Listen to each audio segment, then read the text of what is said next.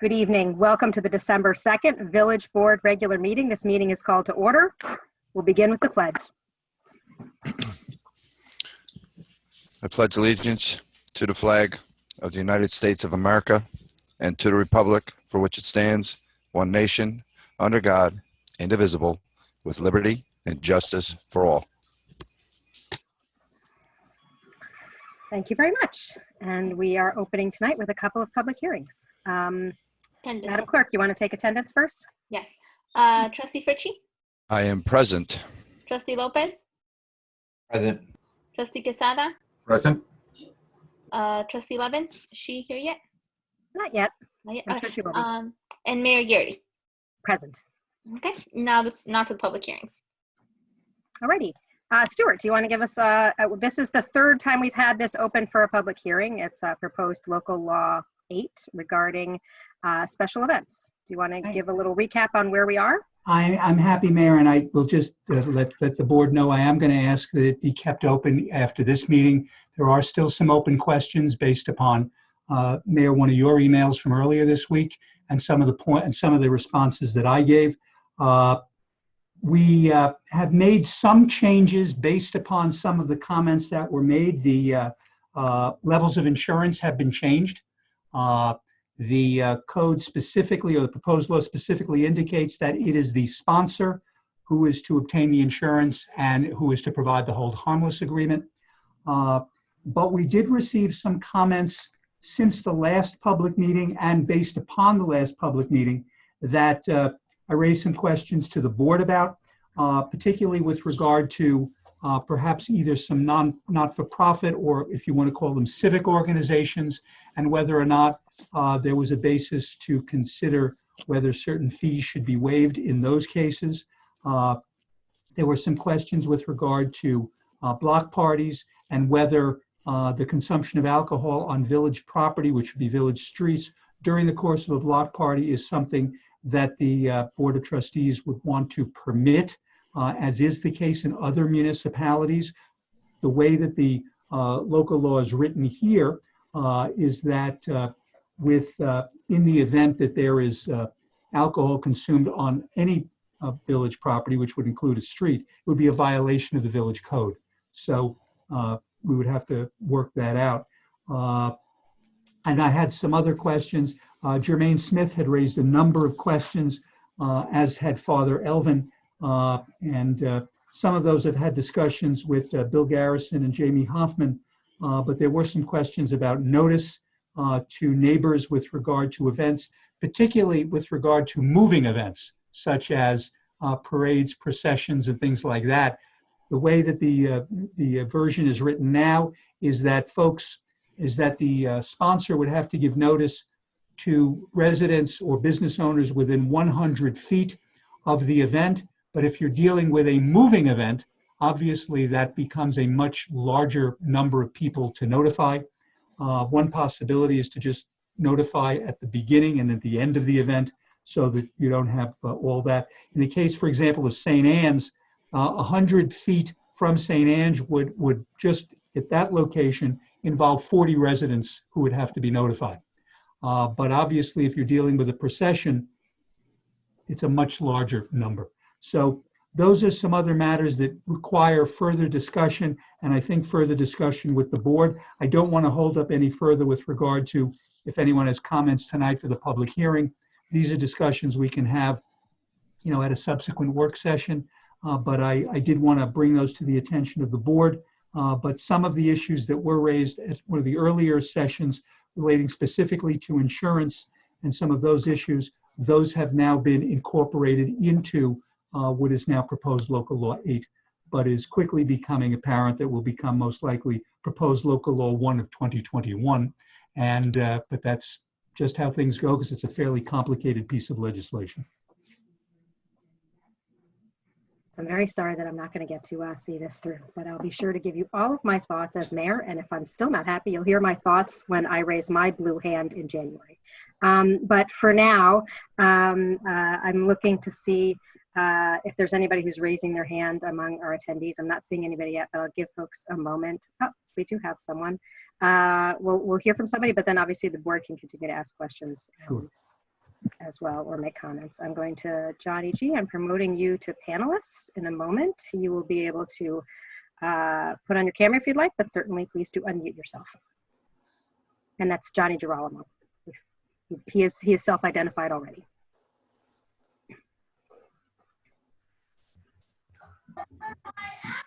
Okay, it's probably redundant, but I do have something from Father Elvin, who was not able to make the thing tonight because of the other priest is out of town. And he says, "Good evening, everyone. Thanks again for hearing us out, and thanks for me on speaking on his behalf. As the pastor of St. Anne's Church, I'm very proud of my large Catholic community and how free we are to express our faith as members of the Village of Ossining, and more importantly, as Americans.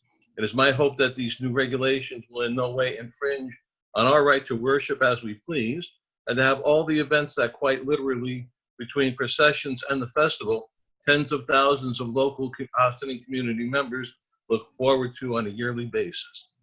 His main concern has to do with the requirement which mandates a responsibility to notify all the property owners and the business owners located within 100 feet of the location of the special event. The notice shall be sent out by regular mail, and this seems to be excessive and burdensome, and I propose that either be changed or that the village provide an easy method by which these notifications can be sent. Will the event be canceled if one household fails to receive the notice and other ones complain? Will there be at least a fine if one household claims to have never received the notice? These are the questions we need answers, and that's from Father Elvin Rivera, the pastor of St. Anne's Church. And I just want to say that previously I had suggested that maybe this could be tabled for a certain amount of time because of the current situation. Thank you very much. Thank you very much for your comments. I will now look to, and it sounds like that those are comments that have been heard, and Stuart spoke to a couple of them in his opening remarks, but thank you, Johnny, for sharing that on behalf of Father Elvin. Is there anybody else who wants to raise their hand? I'm looking for little blue hands. Meanwhile, while we see if anybody else raises their hand, is there anybody on the board that wants to ask any further questions of Stuart now that he's made some updates and we've had a little exchange on this? All right, Stuart, my only question is, you mentioned, there's been a question raised about alcohol consumption at a block party on a village street or sidewalk. I assume that would just be consumption. There would be no sales. That's not even on the table for consideration, right? That's because correct. That becomes an SLA issue, right? It would just be a consumption issue. That's correct, ma'am. Okay, and consumption on a village street during a block party that has been approved, that has gone through some sort of approval process, I guess, is what we're saying. We can allow that on village streets, and that would be, an exception to our open container laws, but different from when we have when there's alcohol consumption for sale, like at the village fair, and they set up like a tent or whatever. Correct. It could be carved out in the sense that, and what other municipalities have done is that in the event of a block party, the let's call it the open container ordinance is effectively held in abeyance, so that people are they're not essentially limited to standing on their on their lawn, so they could mingle. Okay. All right. All right. Nobody else has raised their hand to discuss this public hearing. Corporation Council has asked for us to keep the public hearing open for 2 more weeks. That would mean that we would begin for the 4th time on December 16th. We would have another public hearing on local law 8/2020, which, as Corporation Council has indicated, will likely become local law 1/2021. But for now, it'll keep its name until the calendar year ends. Do we have a motion to adjourn the public hearing until December 16th? So moved. Second. All in favor? Aye. Aye. Aye. Thank you, folks. All right, we have a second public hearing of the evening, and it is related to a proposed honorary street naming. Stuart, you want to give us a little introduction for that? Thank you very much. This was a request made by Tangari Walker Reynolds for an honorary street naming in honor of her brother, Barrington Anthony Walker Davidson, who tragically died at the age of 10. The board has referred this application to village historian Joyce Shara Cole.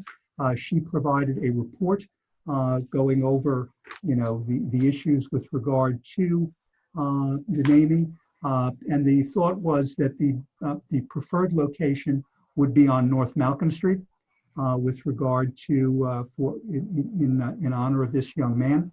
I don't know if Miss Tangari Walker Reynolds is out there somewhere. I see Joyce is here, so she is certainly welcome to chime in if she wants to.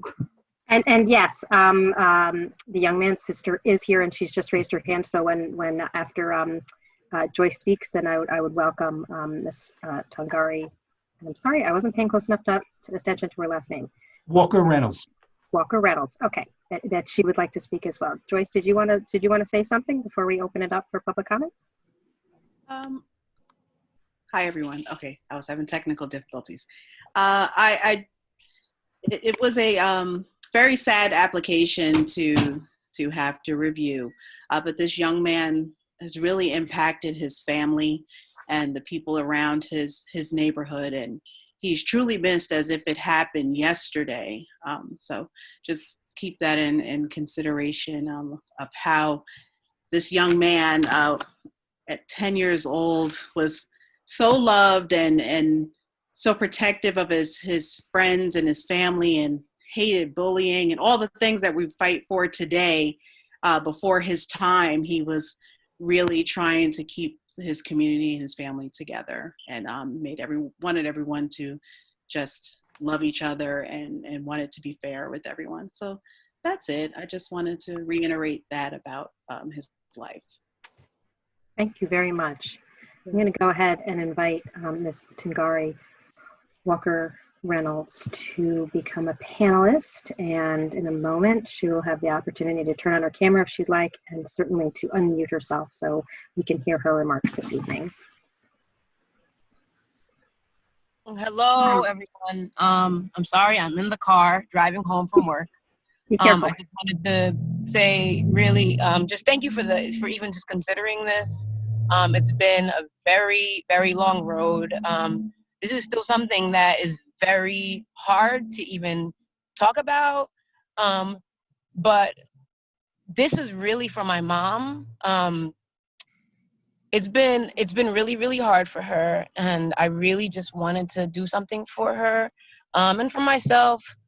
We grew up in Ossining. I went to Park School, all the way up from Park School to the high school, and I worked at Ossining Children's Center for 10 years, and I just really, want to see this happen for him, for my mom, and that's really all that it is. And I just, like I said, I just really want to thank you guys for even considering this. I really appreciate the thought of it, and I just want to say thank you. Thank you very much, and thank you for being here with us this evening and for sharing the story of your brother.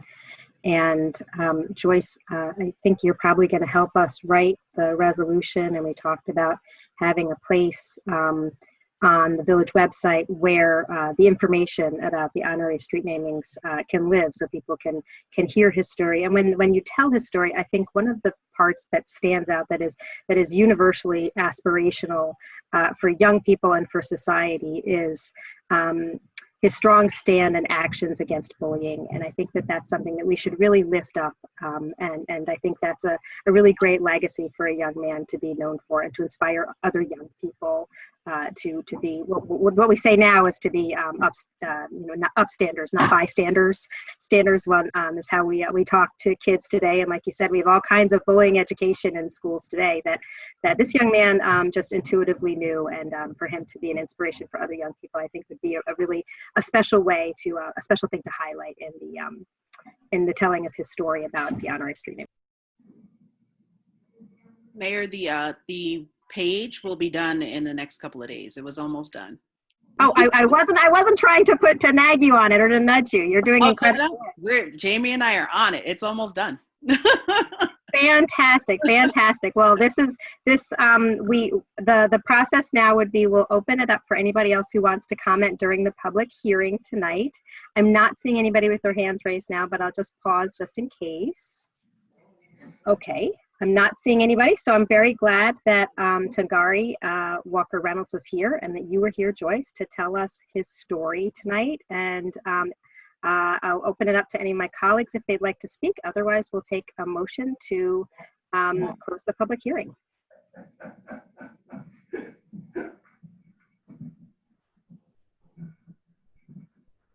I'll just quickly welcome you, Ms. I also don't want to get it wrong, Mayor. Historian Cole, can you please tell me or remind me of the young lady's name? Reynolds. Reynolds. Tangi. You could call her Tangi. She's Okay, great. Okay. Really appreciate you putting this forward. It brought up a lot of conversation for us in terms of how we want to be thoughtful about naming our streets, and in our historian's own research showed that this won't be the first time, unfortunately, that a street is named after a young person. And it's an opportunity for us to be able to celebrate a life cut too short, but one that we value all the same. So thank you for bringing this to us, and thank you, Madam Historian, for doing the research as well.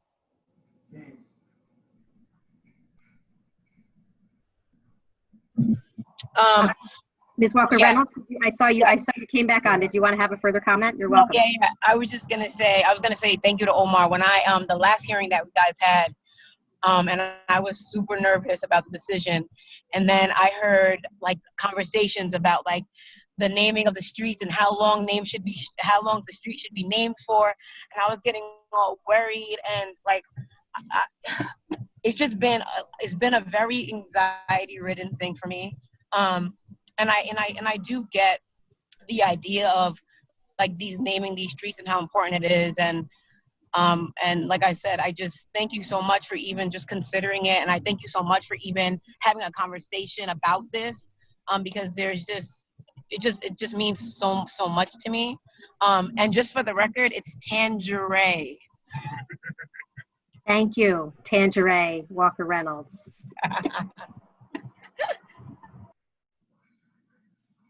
All right, so we're going to need a motion to close the public hearing so that we can put this on the agenda to be voted on in 2 weeks. So moved. Second. Comments on the board?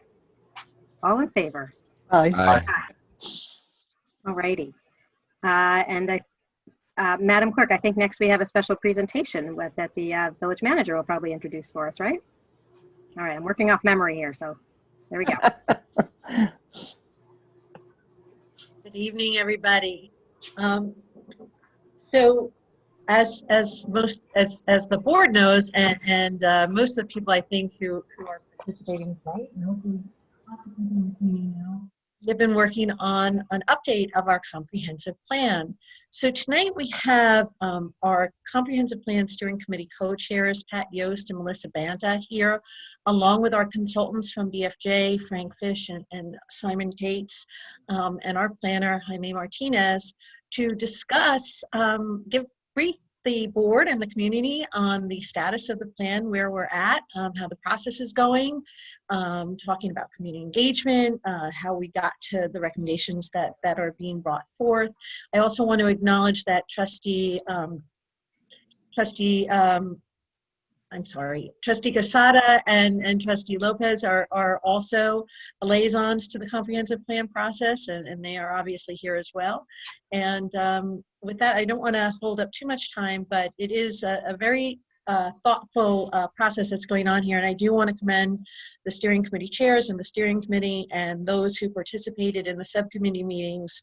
They've done an enormous amount of work. The steering committee in particular holds regular study halls of their own initiative, going over the detail of every chapter and really putting a tremendous amount of thought and effort into this. And I really think that they should be commended on the work they've done. And I think you'll all enjoy the presentation, and certainly we hope there's questions and interaction. And I believe there's probably other members of the steering committee watching as well. So with that, I will hand it over to BFJ and Frank and Melissa. I mean, Pat and Melissa, rather.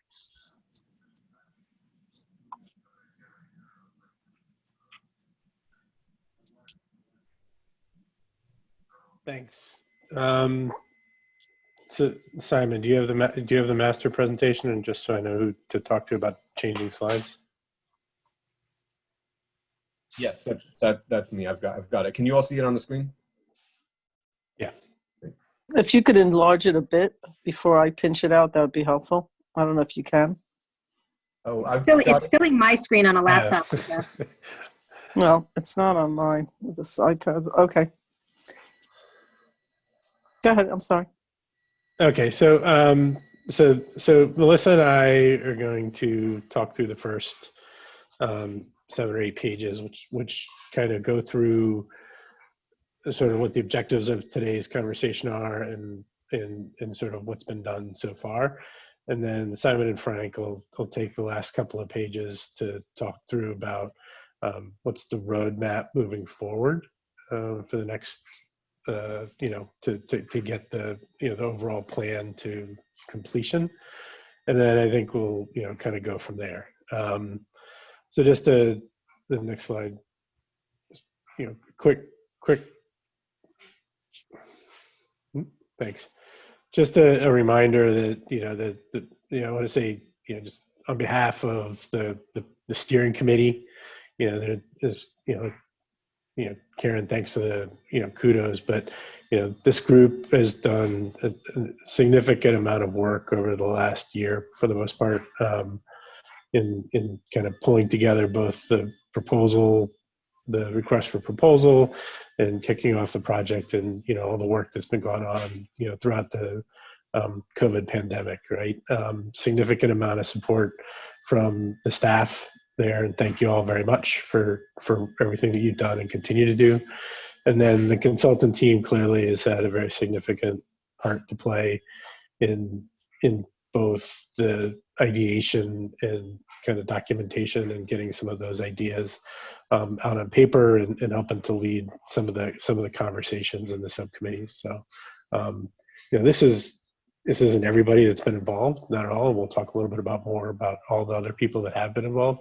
But, you know, these are the folks that are working on it kind of on a day-to-day, week-to-week basis. Next page. So I think coming out of the last trustees meeting, the group wanted to do, I think, 3 things, right? Just one, kind of say, one, we heard the comments on, kind of, are we moving too fast, and are we kind of making sure everybody's input's heard? We want to talk about some of the revisions that we made to the schedule and what we've done in the interim from that perspective. You know, kind of talk about where we are in the process, and then, you know, where the plan is slated to go over the next 6 months to completion. And then, you know, there's clearly time for discussions and questions and comments from everybody. Melissa, you want to talk a little bit about the origins and where we started? Right. So back in June of 2019, the first workshop was held by the village, assisted by the PACE Land Use Law Center, and it was held at the Ossining Public Library, and it was designed to inform the public of the upcoming comprehensive plan update, and also to start the initiative on public engagement, start identifying partners, community partners that we could engage along the way, and ask about various ways that the public preferred participation along the way. So that was a very well-attended meeting that started off the process. There were also other initiatives back when we could assemble with more people in public, of gathering input along the way from the community. By August of 2019, the Comprehensive Planning Committee had been formed and had its first meeting. Discussions around the consultant RFP began, and also it was also continuing some of those conversations and feedback that were gathered at that initial workshop back in June. The committee, as we saw from one of the first slides, is composed of 9 community members, 2 of which are village trustees and 1 planning board member. And it's been, a process along the way to make sure that as a committee we're all bringing different perspectives to this and different various ways to engage the community along the way. And it's been a very, very insightful process along the way. And I don't know if you wanted to, I think that's pretty much about it as far as this slide. So recently, given everything that we've learned through the process, through the public hearing, through the shift that the community has undergone due to, COVID, we as a consensus, we came together and decided that we could use a bit of revision to the schedule, finding ways to kind of go back and gather more input from the subcommittees, make sure that we're gathering input from the community at large, especially given that some of our original game plans, if you will, were altered due to, the shutdown and then the COVID restrictions. As you can see here, the goal is to extend the timeline out to give not only what I mentioned about public engagement, but also give the committee some time to analyze the chapters and have discussion among ourselves and make sure that this is a cohesive plan put together. So there was, sorry, I'm having a brain. There was, a discussion had that it would be best for us to kind of, have study halls, as was mentioned, and opportunities for us to kind of dive a bit deeper and make sure that we're not just kind of rushing along the timeline and not really taking heed to some of the ways that we found we can probably improve upon how we're approaching things. Do you want to chime in at all there? Yeah, I think, actually, Simon, can you stay on that real quick? So I think there are a couple of, very specific things that, the group did. One, we've added, like you said, like Melissa said, we've added additional subcommittee meetings and study halls, and those continue. The timeline's been extended, and then the additional subcommittee meetings are important. We'll talk a little bit more about those later, but to really kind of close the loop with the significant number of people outside of that first page that have been involved in developing kind of the gathering input and commentary on the plan. Right? So next page. So I think that the kind of the given the COVID and there was initially there was a fairly significant push to gather some significant outreach from a public perspective to leverage some online tools to gather commentary from either people or organizations or kind of individuals, right? There was an idea wall which had significant number of posts on any number of topics that the comprehensive plan's addressing. 450 plus responses to a survey, unique responses to a survey.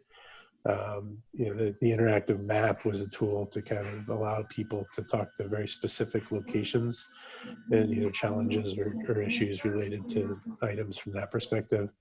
And then I think the biggest kind of source, one of the most beneficial for me, at least personally, sources of commentary and input has been the different subcommittees. And the subcommittees are put together essentially to mirror the chapters and part of the work that the PACE group did and part of the initial work that the planning committee did was to identify individuals within the village that would be able to either speak to specific areas of expertise or represent specific organizations or groups of people or kind of needs within the village. And across those 6 different committees, there are actually 63 unique members. Some people sit on more than one committee, but they've served as fairly good sounding board and source of input and commentary in representation of different people around the village, right? So, go to the next slide.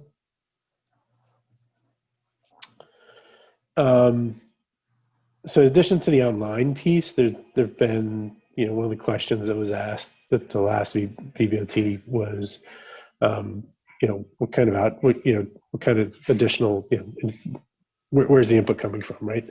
So we've had in significant number of steering committee meetings that are open to the public on a monthly basis. We've had 8 so far. We've got another meeting on the 7th, next Monday.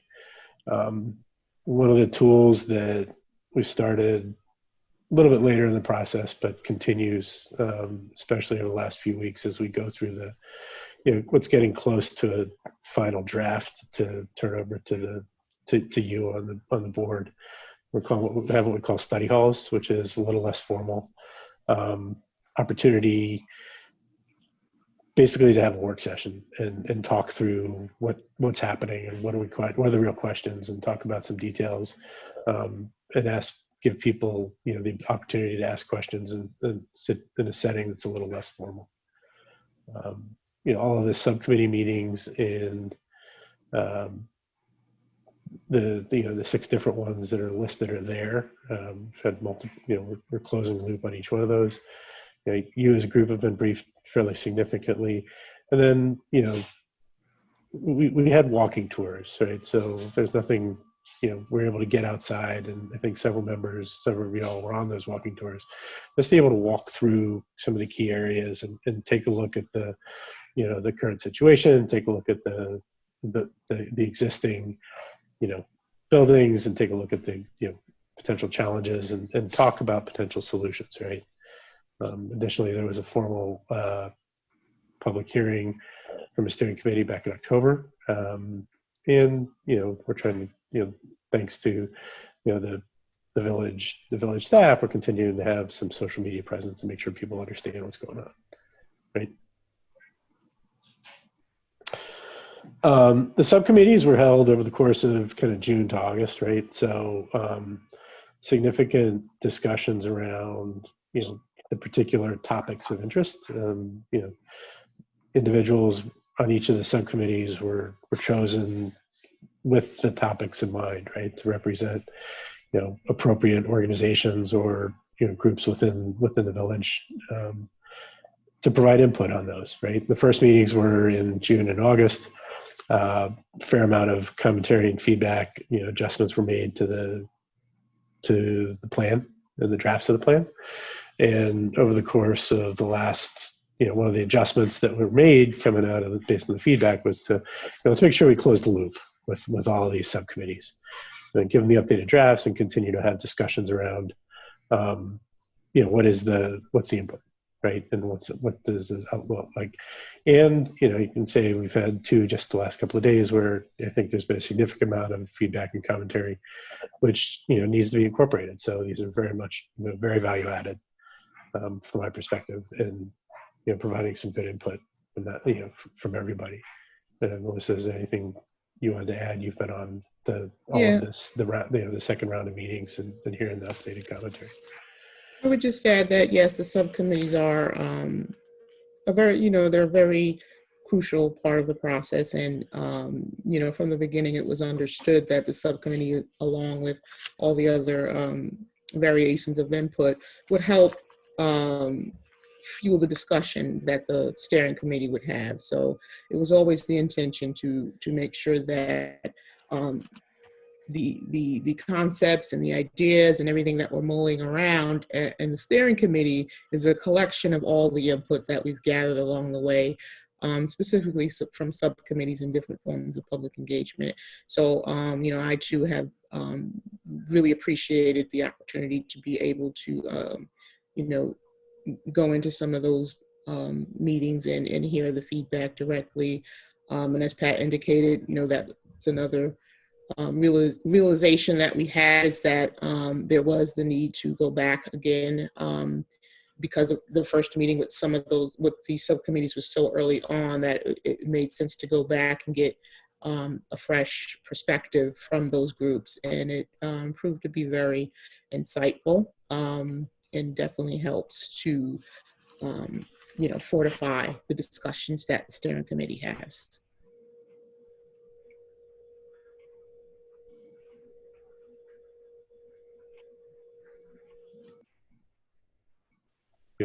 All that input and the commentary is all focused on putting together the draft of the comprehensive plan for the board trustees to consider, right? And these are the chapters and that are proposed in the document, and I think we'll turn it over to the folks at BFJ to continue talking a little bit about the structure and the detail of the overall plan and kind of like the updated timeline moving forward. Great, thank you, Pat and Melissa. Great introduction and update for where we are so far. I just have a couple of slides here, so I'll be brief. This is just a reminder of the overall organization and outline of the plan. These are the 10 chapters, as Pat said. The ones in blue here are all online. They've been online for quite a while now, so folks can go see them and review them at awesomingtomorrow.com. They're in draft form. They're not done. As Pat and Melissa pointed out, we're working toward a public hearing with the Board of Trustees sometime in February or March next year. So there's still plenty of time for people to review the drafts that are online and gather their thoughts and provide comments as we go forward. The last thing I'll say on this slide here is this first chapter, the introduction, which we view as a bit of an executive summary, so we tend to do it toward the end of the process.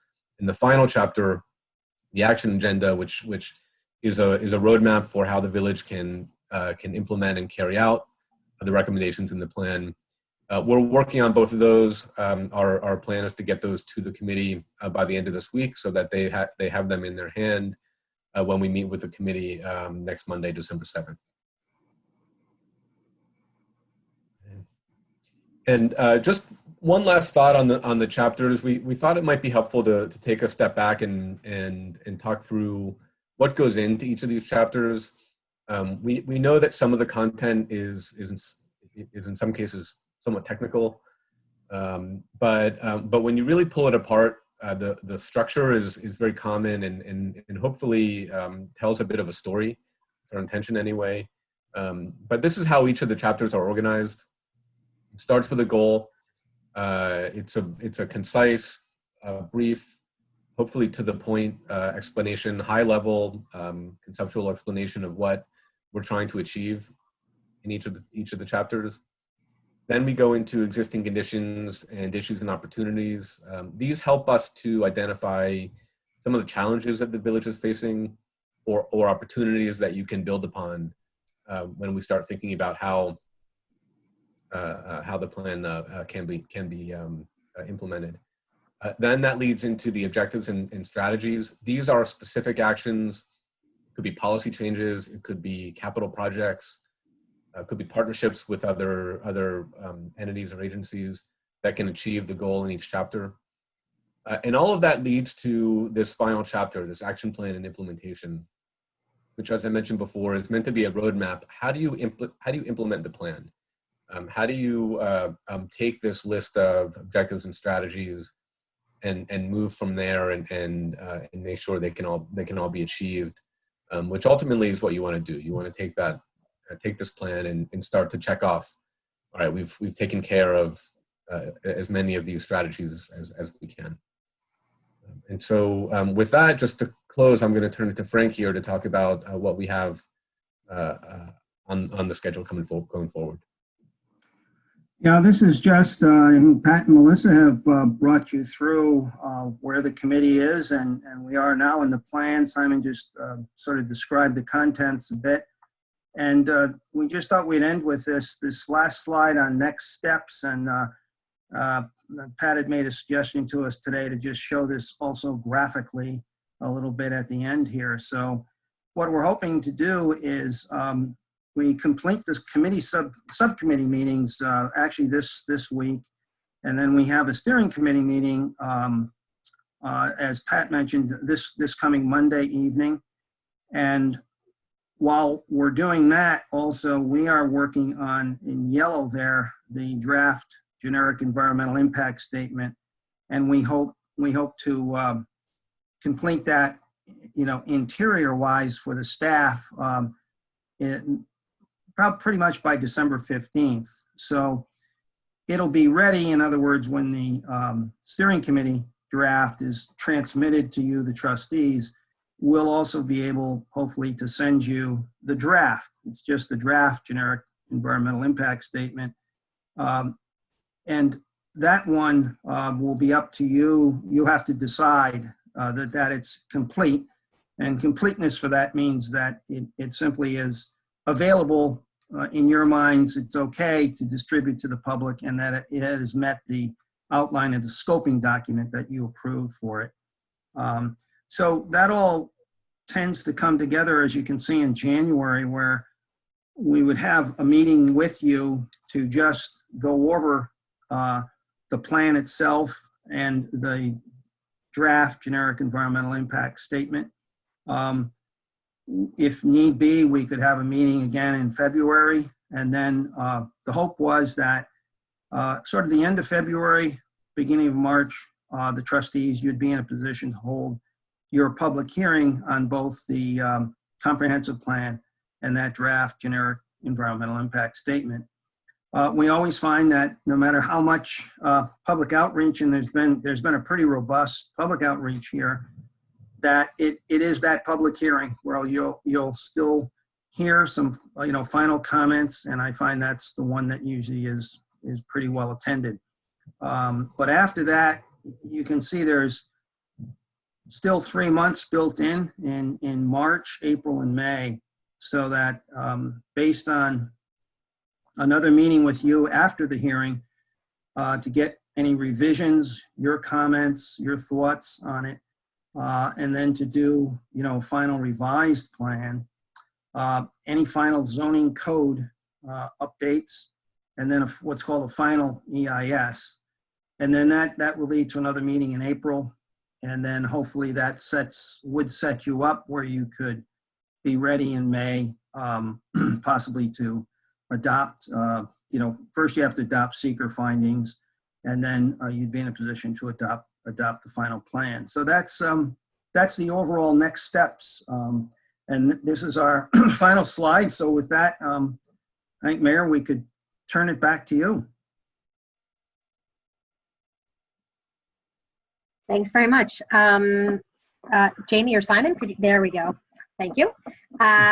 Great, thanks. So I still have some questions about what we've been discussing when it comes to recommended zoning considerations, particularly when we're talking about T-zones or the two-family zones. You talked about each chapter has planning goals, then existing conditions and opportunities, and then objectives and strategies, and the actions and implementations. Some of the existing conditions, issues, and concerns that we know we have in particularly the T-zones, although it's not entirely unique to those neighborhoods, is overcrowded housing and unsafe housing. And we've really tried to address those challenges with our existing tools, both legally and from a staffing operational perspective. But we always knew that part of the goal for the comprehensive plan update was to have zoning that really supports the ability for us to have a shift in our community where there is an opportunity for investment in properties in these neighborhoods, an investment in a way that they can be upgraded to be housing that is consistent with other housing opportunities in the neighborhood, but that is not consistent with the current zoning regulations. I know we've had conversations about the MF3, but that's not necessarily going to be applied in these neighborhoods. I'm not seeing a proposal yet of how do we address the very serious problems we have with overcrowded housing in some of our neighborhoods. And for example, if, and IFCA's done some really wonderful investment in properties in some of these neighborhoods. But if there's a couple of particular instances where there were properties that were multifamilies that were in a T-zone, and they had existing several units in their property, and IFCA had an opportunity to get a good amount of financing and do some really terrific upgrades, and it's a real benefit for not just the people who then live in that affordable, well-maintained housing, but really for the whole neighborhood to take these substandard properties and to be able to have them become really beautiful homes for people that are affordable for people in our community. But they're very, very restricted in the type, and I'm saying this really, Karen's going to be telling the story because she was the IFCA executive director throughout a lot of that. But to be able to do the upgrades, they were so restricted that if they had knocked down the buildings and tried to rebuild something, they would have only been able to put a 2-family home on a property that really it's serving the neighborhood and the community just fine as a multifamily, whether it's 5 or 6 units or 8 units as the case may be. But our current zoning regulations had no flexibility for this better alternative in the neighborhood. So what I want to get out of this is for us to have opportunities for substandard housing to be invested in a way that is viable and really serves the needs of our community and is still consistent with the type of housing in a given neighborhood. And if the current proposals accomplish that, I'm just not seeing it. If they don't, then I think we still have a little more work to do on that front. So I want to kind of try to jump in here and provide a little bit of background, and then maybe Pat can kind of go into some more details. So the last meeting that we had here when we came to the Board of Trustees, there were a lot of questions that came up, and comments. One of the big questions was, well, we have these recommendations for the T-zone, MF3 zone, things of that nature, but how do they connect back to the problems that we're trying to fix?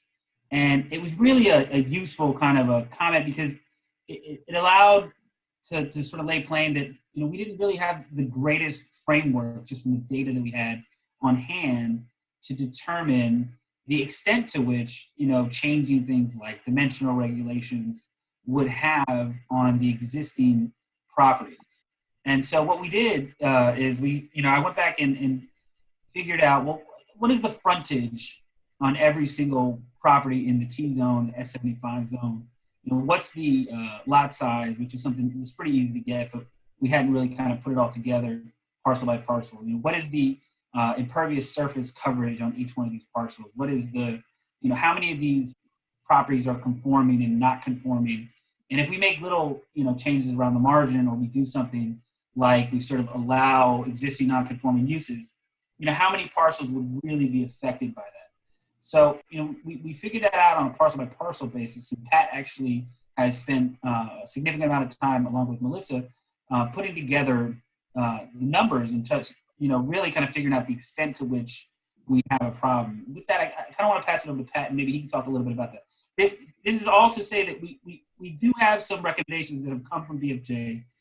We're still looking at the actual impact of those, and I do anticipate that there is going to be a variance from what has been proposed right now to where we actually ultimately end up after everybody has a chance to look at some of the stuff that's been put together. But with that, I want to hand it over to Pat to kind of pick up.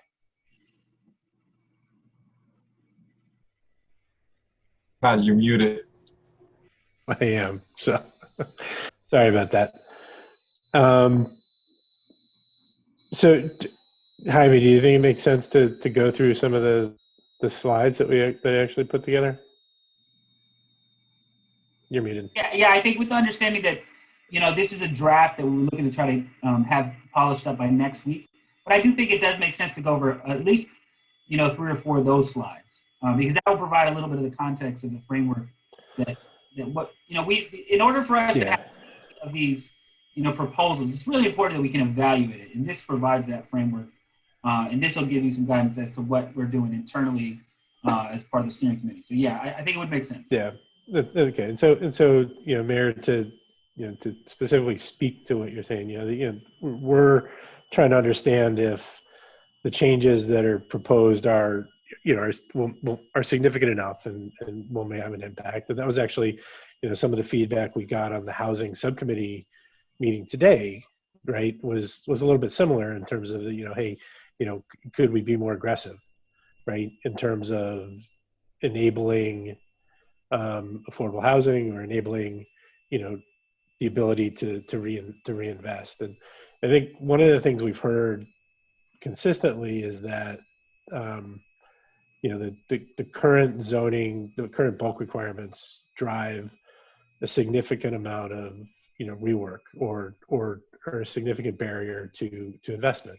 And so to kind of ask the question, well, what's that mean? What is the barrier and why is it there? That's part of the analysis. And so Melissa and Jaime and I and some other folks have talked about this, and I'll share a couple. Am I allowed to share my screen? And I can walk through a couple of slides which show sort of where we're going. But and this may help to kind of say, hey, this is how we can be more specific around changing things, which would enable or make it a lot easier for people to invest, right, without all of the struggle.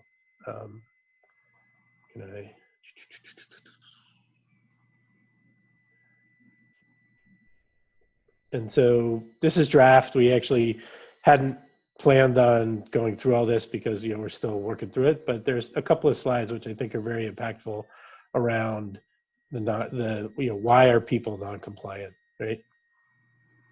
Let me know when you can see my screen. We see it. Excellent. I guess you're seeing all of the slides, right? So let me kind of just correct. Move this. Okay. I'll put it into presentation mode so it takes up more of the screen.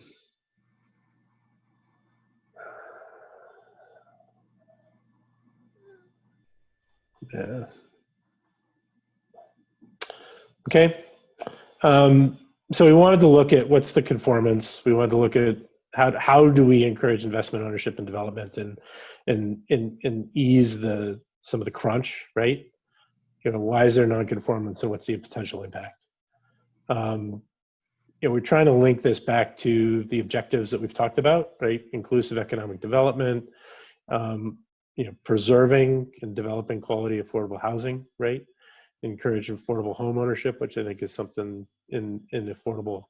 One of the comments today was, it's not just affordable home ownership, it's affordable, occupancy as well, right? So I think the first thing to look at, and this speaks to what you were talking about, Mayor, is there are multifamily units in both the T zone and the S75 zone.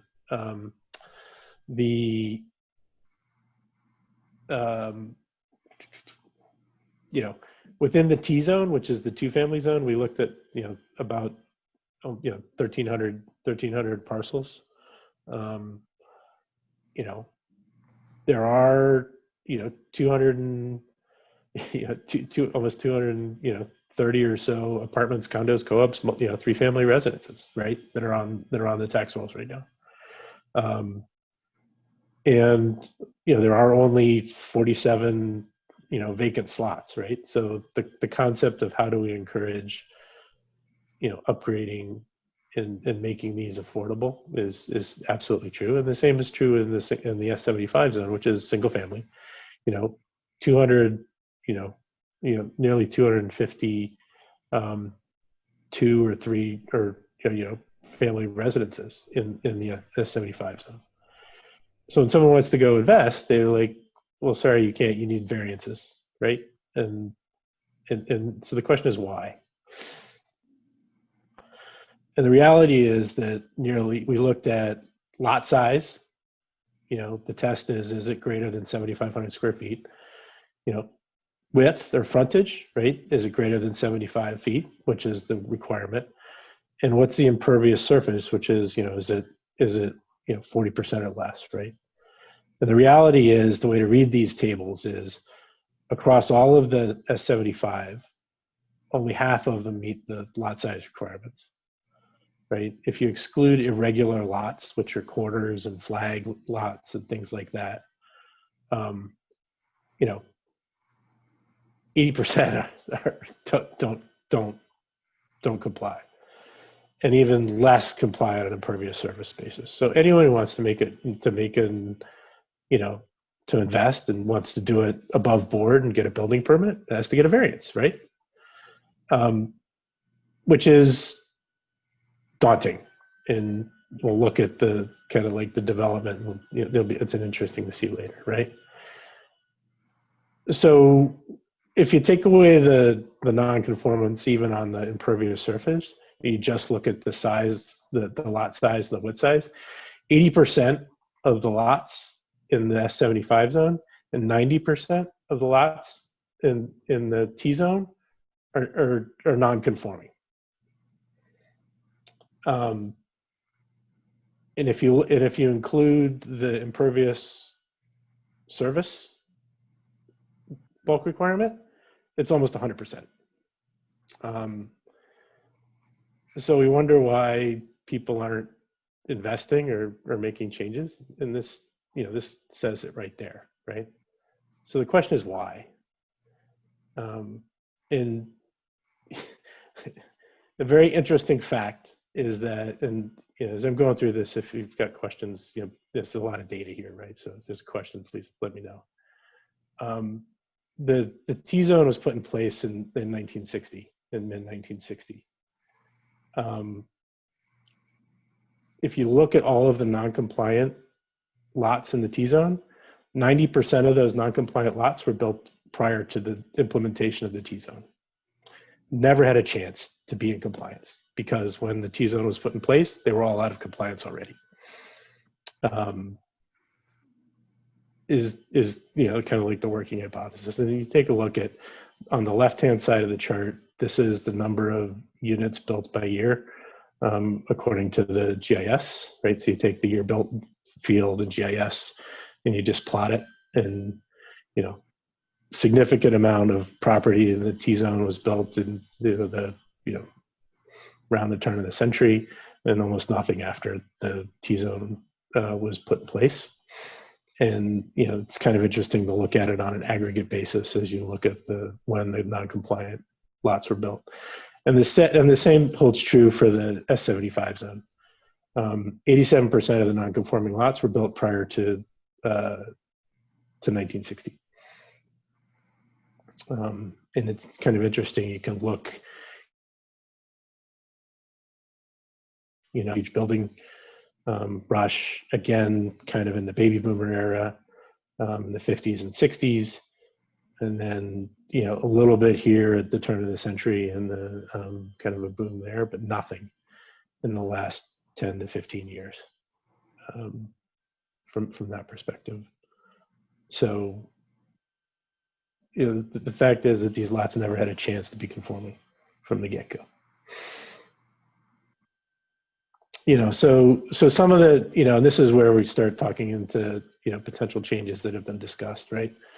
We kind of talked about some of these, but we'll continue to modify these as we go. We've talked, are there things that can be done, to ease lot width or size requirements, because most were non-conforming. We haven't kind of finalized any of this, but, these are things that can be considered. Currently 2-family as of right is not allowed in the T zone, which doesn't make a lot of sense. We've talked about accessory units, which could potentially meet specific size and parking requirements as a way to, to create on the supply side without significant impacts, right? And then one that we've been talking about, which I think is a great one, I think this originally actually came from Joe, was that, rather than allow kind of parking in front of buildings, if there are some adjustments to easements to allow for shared driveways with minimal clearance, that could, these lots are all long and deep, narrow and deep. So it opens up potentially some, parking in the back, which might be able to ease some of the parking requirements, right? So what's the impact of this, right? If we do some of these things, if in the S75 and the T zones, which currently require a 7,500 square foot minimum lot size, if you make it equivalent to the S50 zone, which currently requires 5,000 square feet, you actually, free up a significant number of the non-compliant issues for both the S75 and the T zone, right? Which is a significant, you take, for the S75, you take it, 50% compliance up to almost 90, and in the T zone, you take it from 33% compliance to almost 61, right? Which is a significant change. The one piece that we haven't looked at, or that we need to look at a little bit more significantly, is that, even if you change the current, all of the zones, S75, T, and S50 require 40%. The impervious surface coverage number is 40%. Even if you take it all the way up to 70%, that you do get some change, but we haven't figured out looked at what the right number is, and whether that really was intended to be a building coverage number, which you're looking at the zoning code in Yonkers, actually, and 40% is the building coverage number for them, not the total impervious surface number. So that we need to look at that. But if you shift the bulk requirements in the S75 and T zones to be consistent with the S50 zone, which these zones are all contiguous to for the most part, you end up with, they're all like right next to each other for the most part. You actually ease up, you go from 20% compliance to 50% in the S75 zone, and you go from 10 to about 30% compliance in aggregate on the T zone, which is about 500 units, right? Which makes it a lot easier to invest and improve 500 units above the board without people having to make those changes on the side, right? They're, going through the process. And so it would hopefully bring it all above, allow people to invest and do something. So this is the kind of analysis that we're doing, right? So I'm going to stop there for now and kind of see if folks have questions to show you the kind of analysis that we're talking about. Yeah, I want to offer for people who don't have a map of our zoning neighborhoods printed on their brain, and if anybody should, it should be me, because I've had a giant one in my office for the last 4 years, but I still have to pull one up here on my phone. So the T-zone, the two-family neighborhoods, we actually have 4 neighborhoods that are T-zones, and then as Pat was saying, it's usually like and they are around the village center or around the business corridor. And then the neighborhood just past that, it tends to be the S75, for example. Yeah. Hey, all Mayor, the houses. would you like me to put up the zoning map? I actually have it like already up on my screen. Go for it. So there's I apologize. We have a bunch of maps that we want to put into this, but I just didn't have time to finish them today. That's okay. Well, you didn't know I was going to ask all these questions. And I only have a couple weeks left in this role, so I'm going to drag this out a little longer than I'd like to, considering it's just an opening presentation on a legislative session night. But so like for example, right now we're looking at the T zone that is Spring and South Milkman Everett. It basically goes down to the middle of Nelson Park, and then the S75 zone is the neighborhood just past that with Acker and Agate. Yep. And then like the St. Anne's neighborhood is a T zone, and then just east of that up the hill is the hills, and that's you go up Clinton Avenue and all those streets. Okay, what you're looking at right there, we got the little hand there, is all around the high school. And so those are the S75s that are adjacent to the T zone. And then you see the same thing just on the north side of downtown. So those are the neighborhoods we're talking about. You know, this is fascinating and I love it. I don't know that this, you know, doing some of the, changing the baseline for these neighborhoods is very helpful to the people who live there so that they don't have to go to the Zoning Board of Appeals for every little thing that is completely consistent with things that are already existing in their neighborhood, which is I think what you're possibly accomplishing by changing the zoning for these neighborhoods to have zoning that actually reflects the reality rather than imposing a zoning and thinking that you're going to change the reality, which is what was decided a few generations ago, and we've been holding on to that. So I do like that mindset. I'm still not sure that this would, that what we've talked about so far would, for example, you know, the property on Hunter James, Karen, that you were the executive director when they bought that at IFCA, that property had to be restored and renovated in exactly the condition that it was pre-existing non-conforming in, even though there could have been, it could have been more cost efficient and in some ways, there were other ways to invest in that property that still would have been consistent with the neighborhood that probably would have saved money for folks, but we don't have any flexibility to allow for that kind of investment in our neighborhood, in our community. And I'm not saying it has to be IFCA, they just are an organization that is doing this kind of investment. We would welcome any organization that wants to buy substandard housing, invest heavily in it, and provide great quality homes for our community. Yeah, one of the comments that came up today in today's housing meeting was about, you know, considering creating a housing, an affordable housing overlay zone. And that's something I have some familiarity with. I worked on the creation of a senior citizen overlay zone in Mount Vernon, and I also worked on a project in Peekskill that created a similar type of special permit where you could do that in certain zones.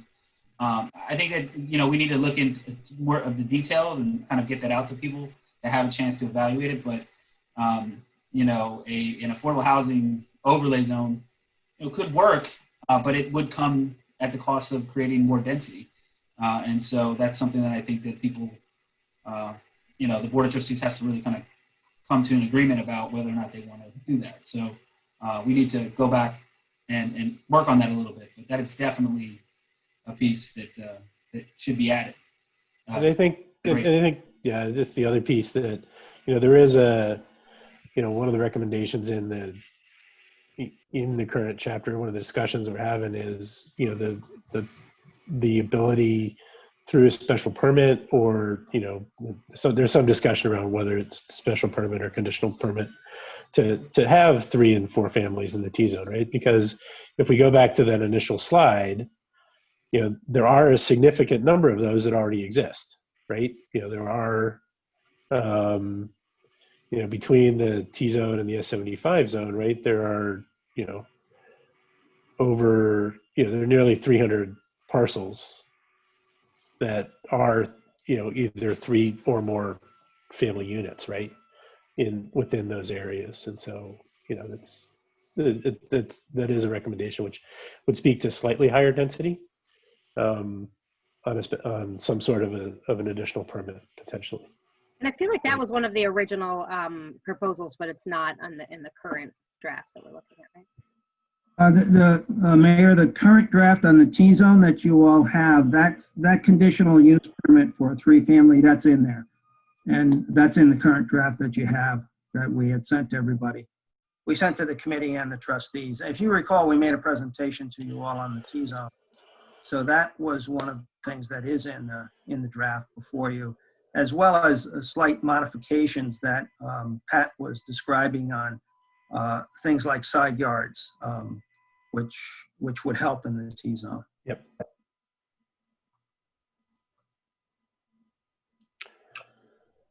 Okay, I've asked a lot of questions, so I'll pause and hear who else has questions for you guys.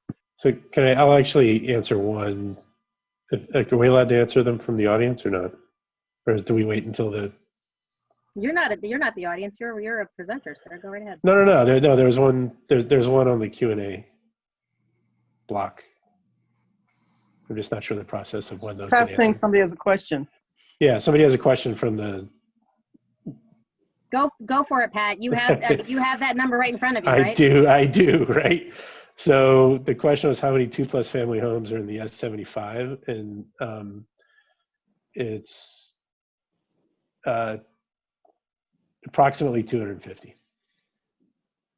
265, according to the GIS data.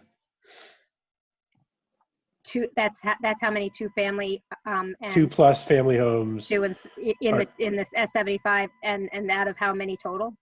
About 1,118 is what we were looking at. Yep. So about a quarter. About a quarter of them. But I would note that they're not evenly distributed. So there are some S75s. I think it's split out to about 7 different S75 zones, and there are some that have more than others. That have a higher percentage that are that way than others. Right. I live in an S75. There's a two-family across the street from me, and they had a lot of hoops to jump through going to the ZBA a year ago when their ownership turned over, and it was already a two-family. I don't remember exactly I got the letter just like anybody else in the neighborhood got the letter. And I imagine that if this change had been in place, that would have prevented them from essentially having to go to the ZBA to continue to exist as they had existed for many years, right? Yeah. That's kind of that would unclog the ZBA agenda from having to allow things to continue as they had been, essentially.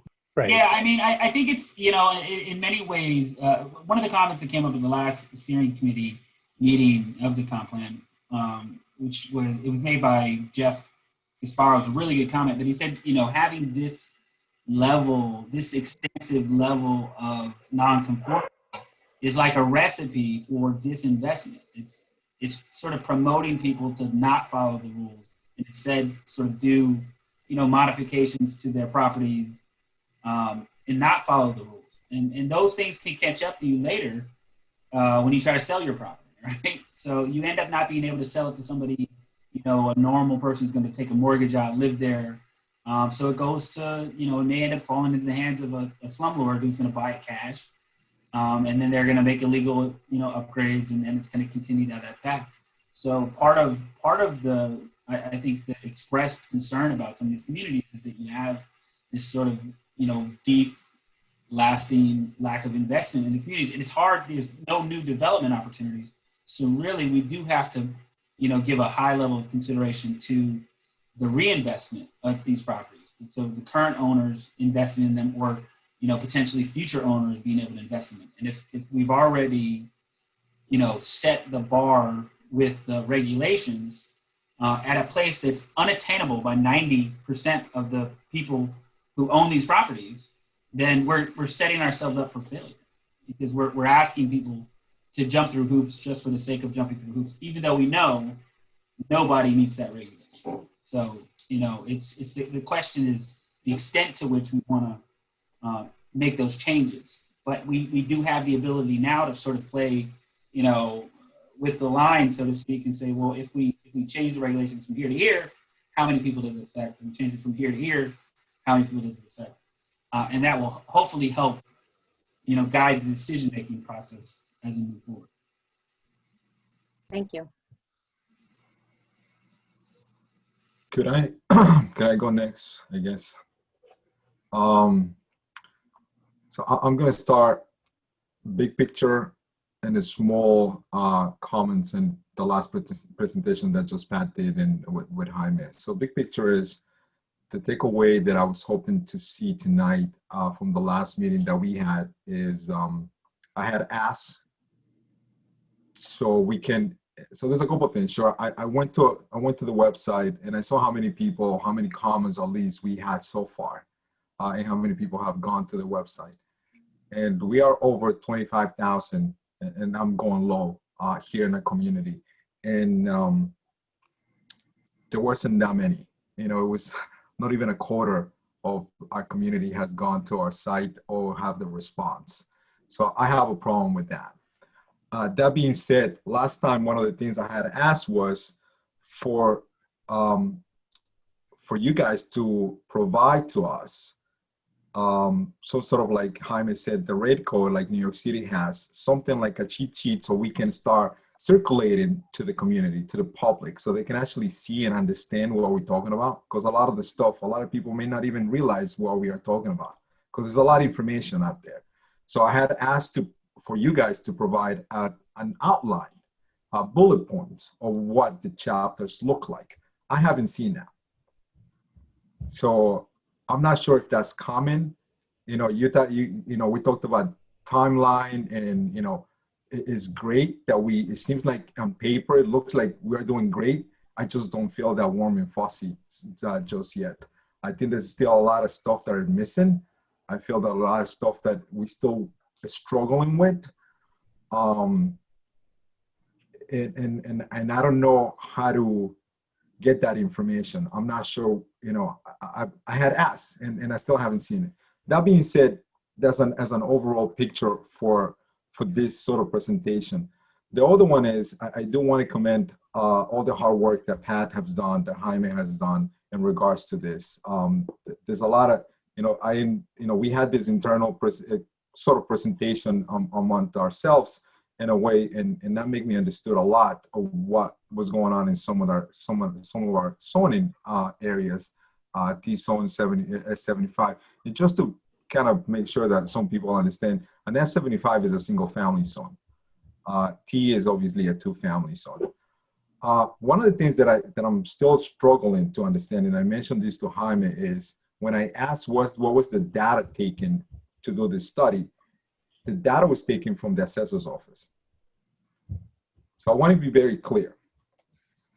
There are some units when the assessor's office goes throughout the village and throughout other parts of Ossining, that they see something illegal that they don't know if it's legal or not. They don't know if it's conforming or not. They're looking at the units. They're looking at the count of the units. And I know it's a small percentage, but we have to take in consideration that small percentage. We have to make sure when we're doing, and I know I went over this with Jaime and he explained that to me, but I needed to express this to my colleagues and to the community that, you know, we are taking this data from the assessor's office. There are some data that come in and the department, when they do check, you know, when they compare, you know, the information that assessor's office provide to them, there's times that it could be a 3-family, but in reality, they never pull a permit. So in reality, that 3-family is not a legal 3-family. So I think that's sort of like piggybacking what Pat was talking about, is like, what does that mean in regards to zoning, and what does that reflect to the zoning that there are in there? So, you know, so I have, you know, I think that the study and the reports are great, but I just want to make sure that we all understand where is the information coming from. I think I want to go into more details next week on the 7th, because right now it's 9 o'clock, and I know there's community members in attendance, and I want to give them the opportunity to talk and express themselves if that's what they wish.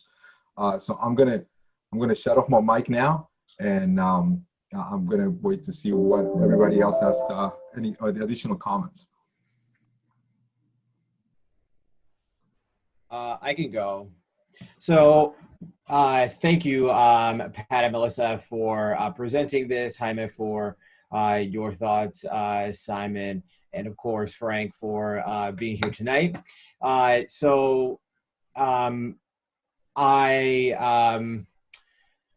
feel a little differently than my colleague, Trustee Quesada, with all due love and respect to him. He and I have been partnered closely on this. I feel like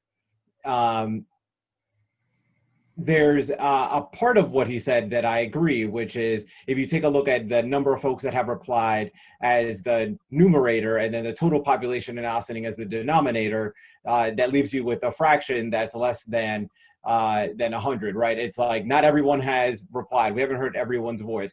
And to that end, surely there's still public engagement to go. With that said, we've been able, I would say, to our credit, do an enormous amount of work to try to get the word out in as many different ways as possible, excuse me, about this project. And that one slide that captures who's gone to the website and fill out the survey, and if you benchmark those things with other comprehensive plans during non-pandemic times, it's not radically different. We're getting pretty similar numbers to comprehensive plan engagements and other municipalities in non-pandemic times. And to me, that is amazing. That says a lot about the work that we've done. On the other hand, I think that there's also value left on the table from the people that are in the working committee in particular, with respect to reaching out to specific communities. And to that end, I will take responsibility in saying, if I were to reflect on the last year plus and the engagement that I have done personally, that I have led, that I have championed to the Spanish-speaking community, for example, it's been pretty weak. It's been not great. And so before I charge BFJ with not having done enough, I will say that I have not done enough with respect to that. Now, I've been busy. There's been a pandemic. There's like a lot of stuff going on. The census, there's police reform and reinvention. It's not that I'm not doing stuff, but the reality is that when I look back on what we could have done, a lot of that stands out as what I could have done. And I could have done more to engage the Spanish-speaking community specifically, because I feel like that's a voice that really we haven't seen in real substantive fashion in the comprehensive plan. Okay, with that being said, I still think that there's enough here, in particular, given the fact that we're building off of what was a strong comprehensive plan 10 years ago. We're not building one completely from scratch. That gives me a lot of hope moving forward, that as we're putting together what the action plans are going to be for these various chapters, if we were to accomplish all of those things in the next 10 years, Ossining would grow to be an even better place than it is now. And to me, that is the goal, so that we continue in the next 10 years after that to build off of it. The last thing that I will say is that the mayor's point, I recognize that there are levels of this work that I'm woefully underprepared to really play in. I don't know. I really credit the work that Melissa and Pat have done to understand the granular details of our zoning and planning, and how that can play a part into addressing the kind of question that the mayor brought up. But also, it feels like, it just intuitively feels like there should be like bullet points, like here's the plan, here's like the 5 things we're going to do, and if we do these 5 things, it will result in X number of the kind of overcrowded housing that we see to be improved. I don't know if that's like either Pollyannish of me, or just like because this is much more complicated because of all of these reasons. But intuitively, I think that's where the disconnect is for me. Is it just feels like it would make more sense to say, well, if only we did whatever, then that would be helpful. The only tag that I would add to that is that we have our friends in the fire department that through their various advocacy arms have advocated for a number of changes at a legislative level, usually county, state, as opposed to local, but that could improve safety in these lots, because they are the ones putting their lives in danger as well when they go in there to deal with emergencies. And so maybe that's a partner, a stakeholder that we can be engaging. Maybe they have some specific concrete ideas that could complement what you all have put here with respect to the zoning. But that's how I feel. For someone, I want to apologize to Melissa. I was so engaged in all this stuff that I do want to apologize, because Melissa has done a tremendous amount of work as a co-chair for this subcommittee as well. So I really sorry. I apologize. I didn't thank you enough. You and Pat have been You know, they're great. At every single meeting that I'm going, you know, I get a lot of information from her. I get emails from her. It's like, oh wait, I have to do this again. But thank you, thank you, Melissa, for all the hard work that you have done for our community, for this committee, and for our community as well. I do want to say two things in regards to some of the comments that Omar mentioned. So yes, we can say we haven't done enough. Just keep in mind that comprehensive plan for the town, the first meeting kickoff that they had about a week ago, I want to say, they had about 100 people on their first meeting. The other part is we are part-time. We do have sort of like full-time jobs that we have to kind of be part of it. And we are paying our consultants to help us with this communication. So that's my struggle. So with that, I yield the mic. I just want to understand, and I think that we haven't gotten to hear from Trustee Levin or Trustee Fritchie if either of them have comments and concerns. And I'm quite sure that Rika does because her mic is off and she's just listening to the other comments from the members of the committee. But this was presented to us this is listed as a presentation as opposed to a public hearing. But we do have another number of people who are here, and I see one person who has raised his hand, who's a former trustee and a former member of the steering committee. So I was, you know, if it's appropriate, I would like to be able to ask people to make comments unless there's some other forum when people are going to get to make comments again, because we're talking about wanting to engage people and we've got people here that want to comment. So aside from after the trustees comment, is it appropriate for us to open it up to be able to allow others to ask questions or comment on where we are in the process? I'm good with that. I don't know who you're asking. Yeah, I'm asking. I didn't put this on the agenda. I just said, sure, do a presentation. We want to know what's going on. So I will gladly yield my time for the public.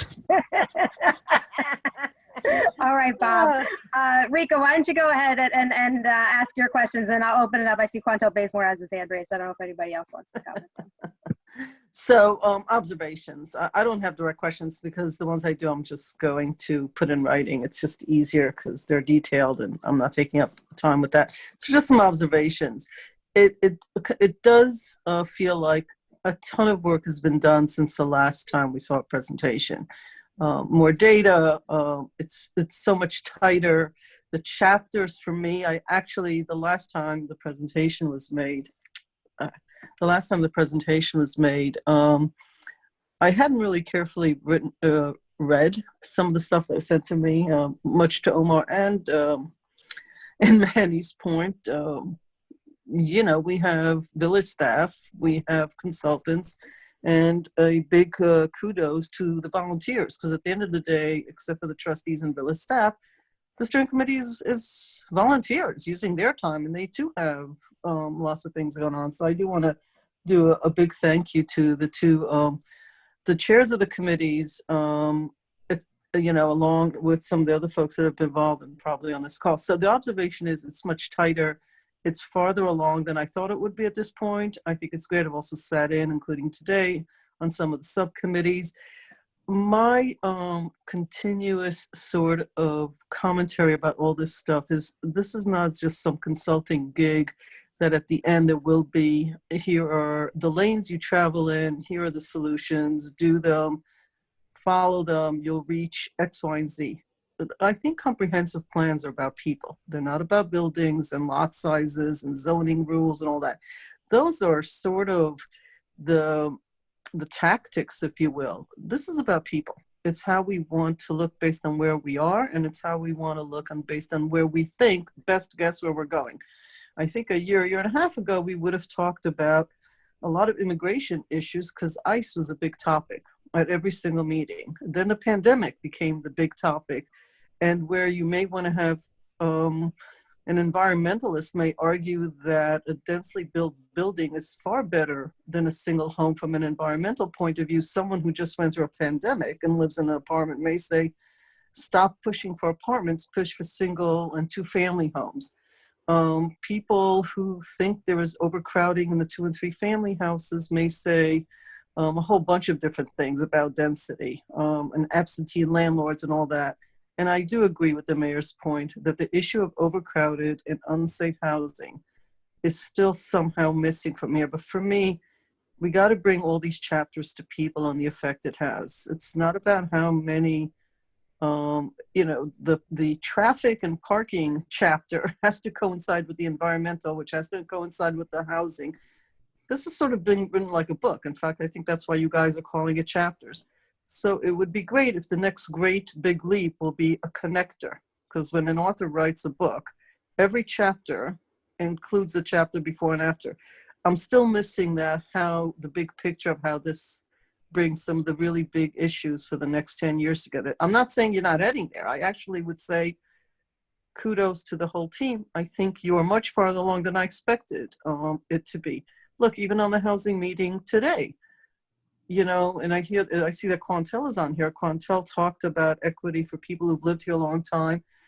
In the same meeting, there was conversation about, how do we build more, and for newer people, there's reinvestment versus, new market rate versus affordable. So each chapter is complex. So I think this is a huge deal. I think you guys are heading in the right direction, which is not what I said last time. For those of you that follow, I did not have this opinion last time a presentation was made. So I do want to make that clear. I don't think there are any magic wands and silver bullets. I wish there were in life. There just isn't. And this is a great example of a bunch of people getting together with lots of different knowledge base and putting their best foot forward and showing up. And I think this is absolutely moving in the right direction. I think there's a little bit of work. My only observation is we talk a lot about buildings, lot sizes, and even the data, not enough about people and the effect it actually has on human beings. Not enough about the commercial side of the equation. And I don't mean economic development. I mean about many of the small businesses still, but that doesn't mean it's not coming. And still a little bit missing for me is not the word green space, which is being used, but open space. And if I learn one thing about pandemic is how important open space is to human beings, because it's about human beings. That being said, kudos. I don't always say this because you guys have heard me talk about the comprehensive plan, but I think all the chapters are sort of heading in some good direction. I just like to make these observations and see if we could elevate the conversation to the people, because this is not about the last 10 years of what happened in 1960, which I have no idea why. Whatever happened in 1960 happened in 1960. I assume it's a reaction to something. This is about the next 10 years and what we want the village to accomplish for the people who either have been born here, plan to die here, or plan to live here for a portion of their life. And that's how I would look more about the demographics and the changes and the humans in the equation. But I really want to thank especially all the volunteers who, not that I don't appreciate all the staff time that went into this, but I think for the volunteers, I owe and really the village, those that show up and participate and those that don't show up, a thank you for their time. Okay. Thank you, Rika. And since Bob has yielded his time, Quantel Bazemore, I am promoting you to panelist. In a moment, you'll be able to turn on your camera if you'd like, and certainly do unmute yourself. And I just want to modify one thing that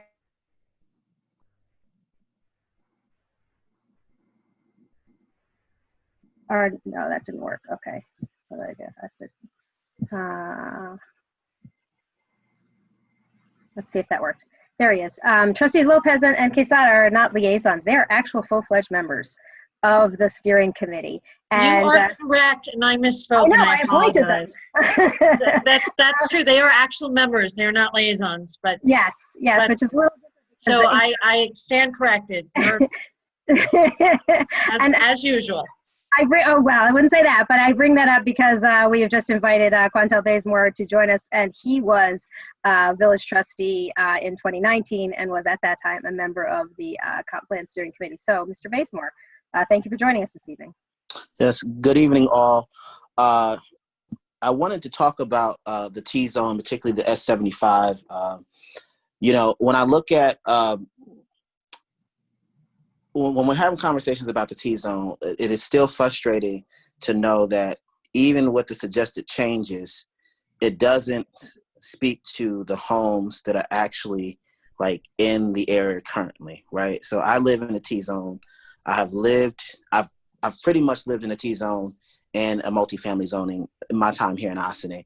And there are 3-family homes, there are 4-family homes, and I think it just would be a disservice to continue to have to go through this comprehensive plan and not allow for the buildings that are currently there. So when I look at the S75 that starts at Lafayette, to me that's interesting that that's S75 when most of those homes are 2-family homes. Like they're all 2-3-family homes, driveway in the back.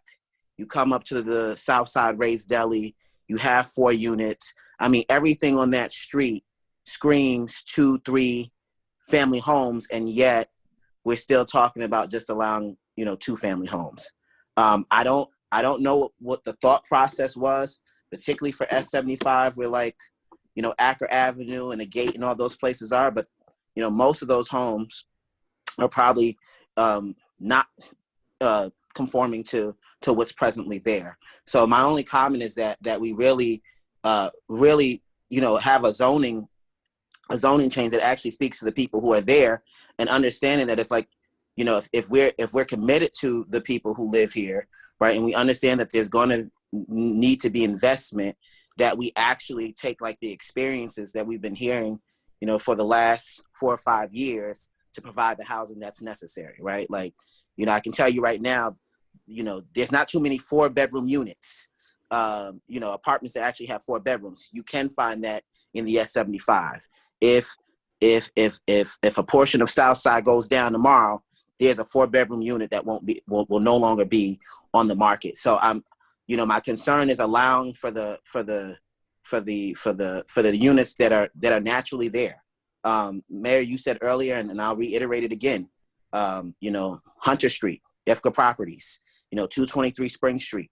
This is wasted money when you could have done much more, particularly for a neighborhood that is already used to a certain amount of density to begin with. And I would like to see zoning changes reflect at least what's already there. I mean,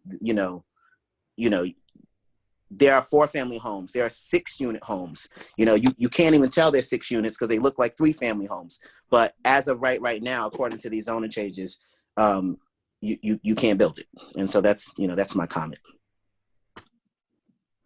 Thank you very much, Mr. Bazemore. I appreciate hearing from you, and I miss having our conversations about housing. So it's good to hear from you. And I always like it when you say you're going to reiterate what I have to say, because you and I have spent a lot of time talking about housing. So it's good to hear from you tonight. All right. Is there anybody else who wants to comment about this or ask our consultants or our esteemed co-chairs while they are here? Mayor, can I just make a statement on something? Of course. A lot of the stuff that's being spoken about, which comes to most of the properties of that area, size of the lots, front yard issues, things that are requiring property owners to go to the zoning board for variances regarding to area. With all the work that was done in checking each property and seeing how many of them are conforming and not conforming that's as accurate as you can get, because you go to a GIS map, you can see the size of the lots, you can compare them to what the zoning requirements are and see how many are not conforming. So everything that's proposed when it comes to that with regard to the lots, I'm all for changes. I do have issues when it comes to use. I deal with this on a daily basis, overcrowding, improper housing. And if the discussion is to allow certain number of units to be in certain districts, or change districts from what are currently single families to 2 families, or 2 families to multifamilies, that's a decision of the village as a whole to decide how they want to do that, and that's fine. My biggest concern is, and this is to really continue on to what Manny brought up about assessors' records. Assessors' records are changed for various different reasons. MLS listings, if they see something listed as a 2-family and they have it registered as a 1-family, they'll start taxing it 2. They don't really have a concern whether or not it's actually a use permitted in a district. It's really to change the tax to allow that they're collecting the proper tax for how the home is actually used. So my biggest concern is whether or not they're going to allow certain uses to be in certain districts or change districts to other 1 to 2 families, 2 to multifamilies. It's fine. My concern would be, what do I do with the properties that have been converted into 3 families where we have many times the assessor's record has indicated one thing, and then when we do our research in the building department, we have 0 records of that conversion happening. So no inspections were done, no permits are taken out. So when we talk about having proper housing, we can't confirm the apartments that have been created within units, whether or not they are safe, because permits were not taken out, inspections were not done, electrical inspections were not done. You know, Bob Fritzy can attest to this. Numerous times I could be called out by the fire department for fires. Majority of them are usually caused by electrical situations because of overcrowding and issues with improper installations, wiring, overloading circuits with too many units that the house is not made or was not installed electrically to accommodate that. So whatever will be the decision on how some of this zoning is done for uses, I think what needs to be addressed is, what do we do with the housing that's in those areas that have been converted, whether it's 5 years ago, 6 years ago, 10 years ago, but there's no permitting, no inspection, and nothing done to verify if what was converted has been done in a safe manner. That's something of a concern I have. Thank you, Joe. And I don't know how much Joe has been a part of any of these conversations with the Compliance Steering Committee, but if that hasn't been happening, then as we're making these recommendations, understanding how the reality of what's going to happen to those homes that are right now sort of straddling compliance versus acknowledgement of what they really are is something. When we make these updates, we want them to be we want them to be not to be purposeful and for us to be able to comply with them and to not create more problems, but to create solutions. That's the whole goal. So I'm really glad you brought that up. Thanks, Joe.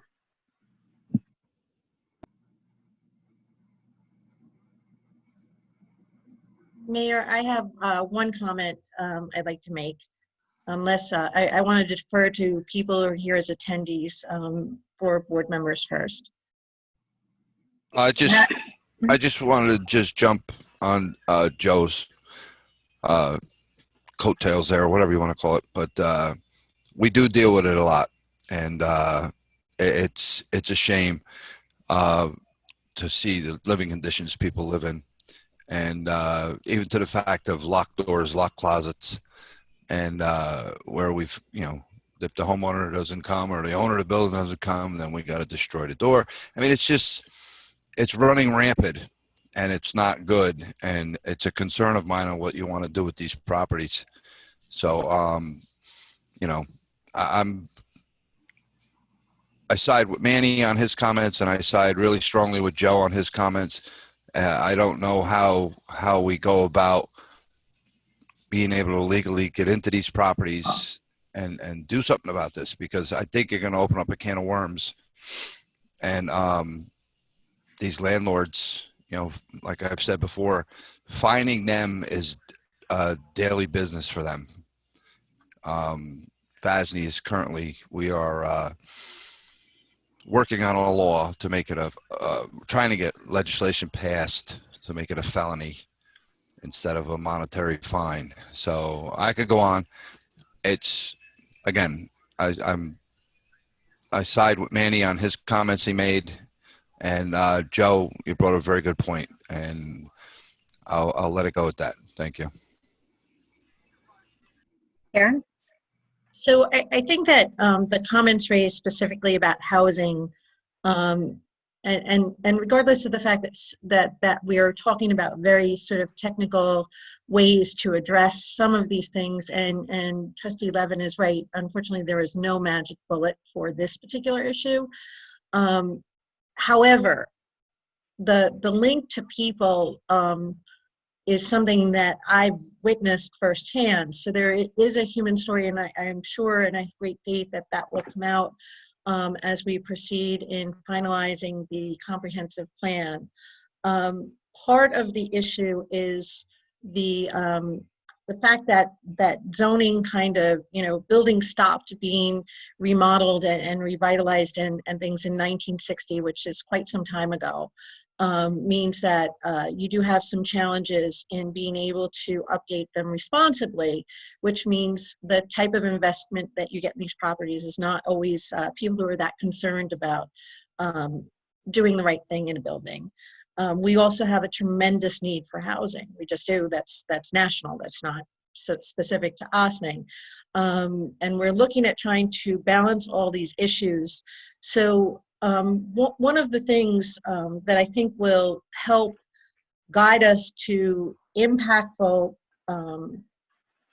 strategies, and whether it's zoning and ultimately changes to laws and code enforcement, and how people who put people at great risk of harm are currently dealt with, really has to do with some pretty technical things across the board. But in the bigger picture, in the human picture, a lot of technical things that were done in the past had some consequences too. So I think distangling the technical, making sure that it has the impacts that we want in the areas that we want it, recognizing other needs of the community certainly are important too. But the more that we can do to facilitate quality building at any price point, the more that we can do from all avenues that are within our power to make sure that people are living in safe housing, that is like sort of the impetus for a lot of this highly technical speak. And I'm really hopeful that we get to a point where we can dimensionalize this to how it has impact on people who live here, many of whom live in some pretty horrid conditions. So I just think that as much as we talk about things technically, there is a real human side that I do believe it's possible to improve quality of life, improve housing stock, preserve a level of affordability, preserve neighborhoods, and also create greater quality of life for all residents here. And those are some pretty big challenges. But that is, I think, every time we meet with the committee, the ongoing theme that comes out for me from the people around that table. Thank you for that, Karen. And that is a really good way to come full circle in this conversation, I think. So unless somebody else wants to raise their hand to comment further on the special presentation here on our comprehensive plan, I'm just going to pause for a moment. Oh, we actually had a member of the community who raised her hand. So continuing with our inviting the community approach, I'm going to invite Jessica Vecchiarelli to promoting you to be a panelist. Ms. Vecchiarelli, if you would like to turn on your camera, go right ahead, and certainly do unmute yourself. Welcome. Thank you. I have to apologize. I was in another meeting and I wasn't able to watch the full presentation tonight. I understand there have been some updates. I've seen previous iterations and I look forward to seeing the improvements. But, just building upon the last comments that were made, I guess my question is, and I apologize if this has already been addressed, but right now our community is in a yellow zone. Our numbers are higher than they are in Port Chester, which is an orange zone. And my question for the group, given all of the hard work that is being put into this plan, is given the extreme challenges that were just outlined by the village manager, my question, I'm sorry, by the manager, my question is there an opportunity for the state or another tier of government to support this very large issue that is impacting all of the residents in our community. At what point, and I don't know if this is, you know, something that can be answered or if this is, you know, on this call, but I'm just curious, at what point do we say this is a tremendously large issue that is impacting all residents of Ossining in one way or another? And how do we arrive at a solution that does benefit all of our neighbors? Jess, can you, I'm not sure that I'm following exactly what you're asking. What I'm asking is, I understand that these conversations have taken place in the village, and I know that the town is taking on a comprehensive plan. I know Briarcliff has a comprehensive plan. There's a lot of things that are happening. But this housing issue, the crisis that we're dealing with in the pandemic, I think has shown the challenges that we face in Ossining and in other similar communities like ours. So my question is, at what point with code enforcement or any sort of, you know, when we're dealing with these things, are there other resources that the state can provide to help Ossining deal with this large issue that is multifaceted, that has been in existence for a long time? Are there any other additional resources beyond the village, beyond the town, that Ossining can lean on for support? Because it's quite clear to me that this is, you know, a larger community quality of life issue that is challenging. The larger issue that you're talking about, you're not talking about the pandemic, you're talking about overcrowded housing? Well, I think that the pandemic is forcing us to talk about the challenges that our neighbors in overcrowded housing are facing. I mean, I feel like that's a big portion of spreading, I imagine. And so my question is, are there resources that the state or the county or other levels of government can provide for communities like ours in these types of, you know, that are trying to deal with this issue that is multifaceted and just touches all elements of our community? You know, some of you know me, and I advocate for school funding. You know, we're advocating for school funding because the census data doesn't capture the swell of students that have come into our community in the last now 14 years.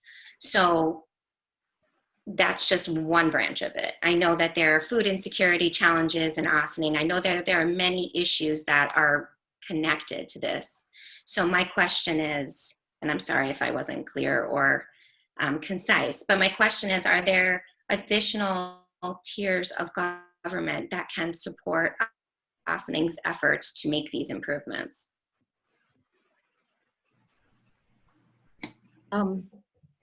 Thank you for that question. I may be able to help this with this answer.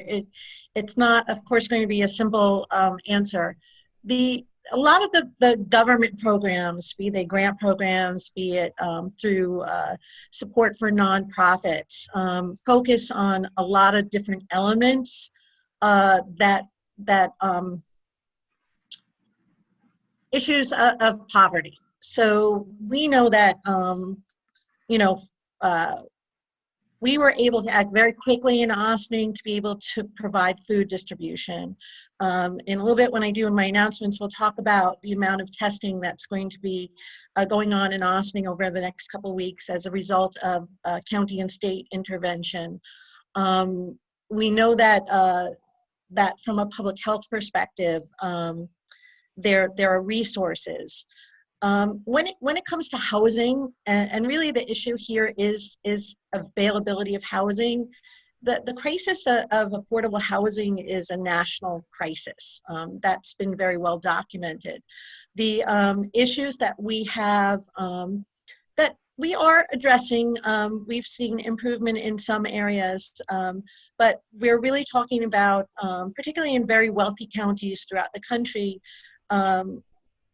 you know, there are going to be severe challenges for people who aren't making fairly significant salaries. And those people, we know, live and work in very wealthy places too. So that's always that is really the challenge that we don't talk about as much on a variety of different levels of government. That said, there are a network of things that we do here in Ossining that provide some relief to this. We're one of the few communities that have, you know, run our own housing voucher program. We have, you know, through IFCA, through other organizations, have done some quality affordable housing, some neighborhood revitalization, neighborhood preservation work. But when we're talking about issues, particularly issues that affect people who are not documented in the United States, government resources are not readily available, with the exception of maybe public health. And I think the advocacy, and one thing that we know more, we know overcrowding in the school district is a real problem. We know now more acutely that overcrowding in the home is probably a worse issue for children. And that because of that overcrowding in a pandemic situation, we have kids who not only are going to struggle with food and health and everything else that goes along with not having enough resources, but we're also going to struggle with a whole group of kids in communities like Ossining that really don't have the opportunity to learn at home because they just don't live in conditions that make it viable for them to be doing virtual learning. And it's something that we've talked a lot about with the school district, you know, through the safety net. And one of the things that, in terms of if you're talking about an advocacy platform, it's really drawing housing more into the circle of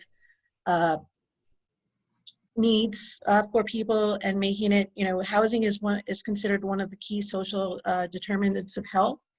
But a lot of the interventions that we have for families and children, and even within the public health, don't happen at that level. You know, it happens in the schools, or it happens, you know, in the healthcare centers.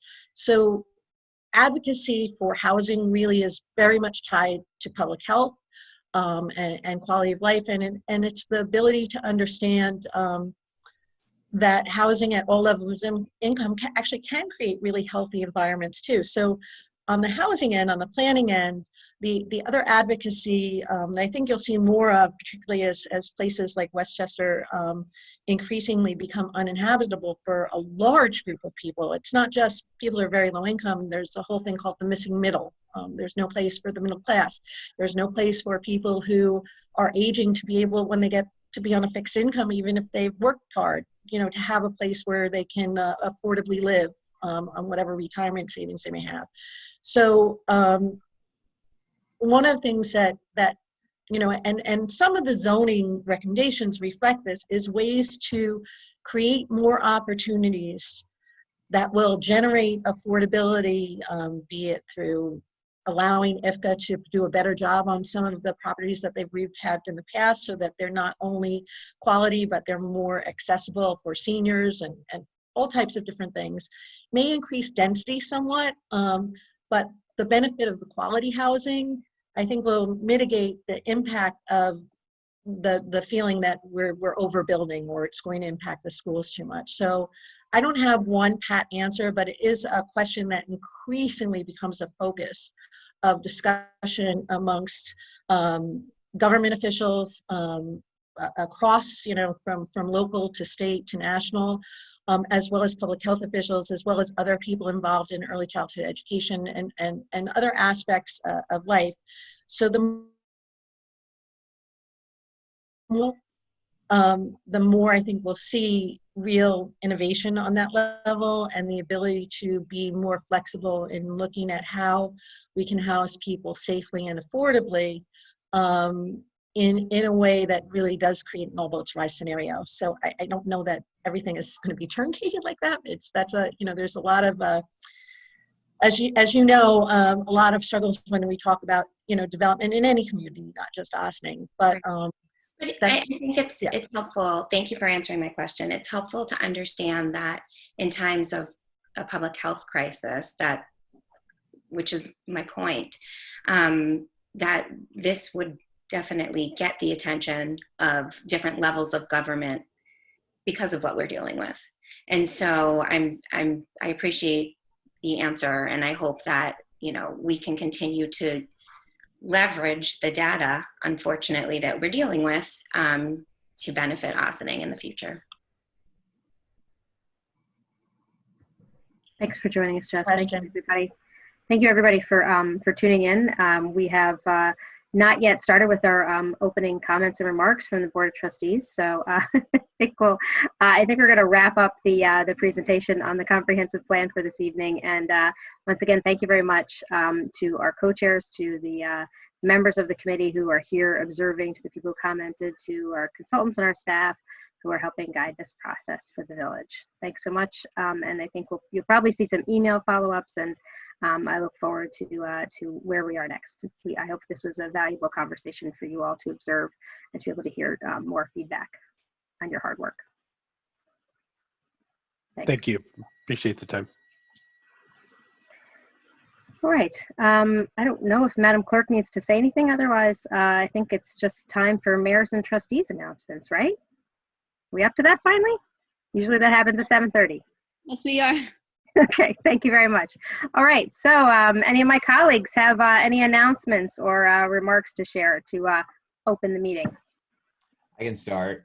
So I'm going to, usually this is where I would give a COVID update. I'm going to defer to Karen as she gives her testing updates, but want to express gratitude to her and the team that's working on the village staff to be able to advance more testing here in Ossining, which is going to be critical for us moving forward. For the comp plan, I think we've heard a lot of updates tonight, so gonna refer you to that. For the DPW site, we're gonna be having a public engagement series starting in January. So you can look forward to, after the holidays start, hearing more about that. And the police reform and reinvention working committee met today. I'm going to defer to Madam Mayor to give some updates on details there. And that's all I got. Thank you. Whoa, that was a record. Okay. I guess we covered a lot already tonight. Who else has comments and remarks to open us up here? Trustee Levin. I know that you're going to talk about the testing, which a lot of work. Talk about government agencies working together. A lot of work has been done by a lot of people on this call, a lot of village staff, county, state, which I know you're going to bring up, but I do want to let the public know that with the rising numbers, doubling effect actually in COVID cases in this neck of the woods of the country, it's super serious that everybody wear masks. Not a political statement, simply, it's a simple solution to a global pandemic.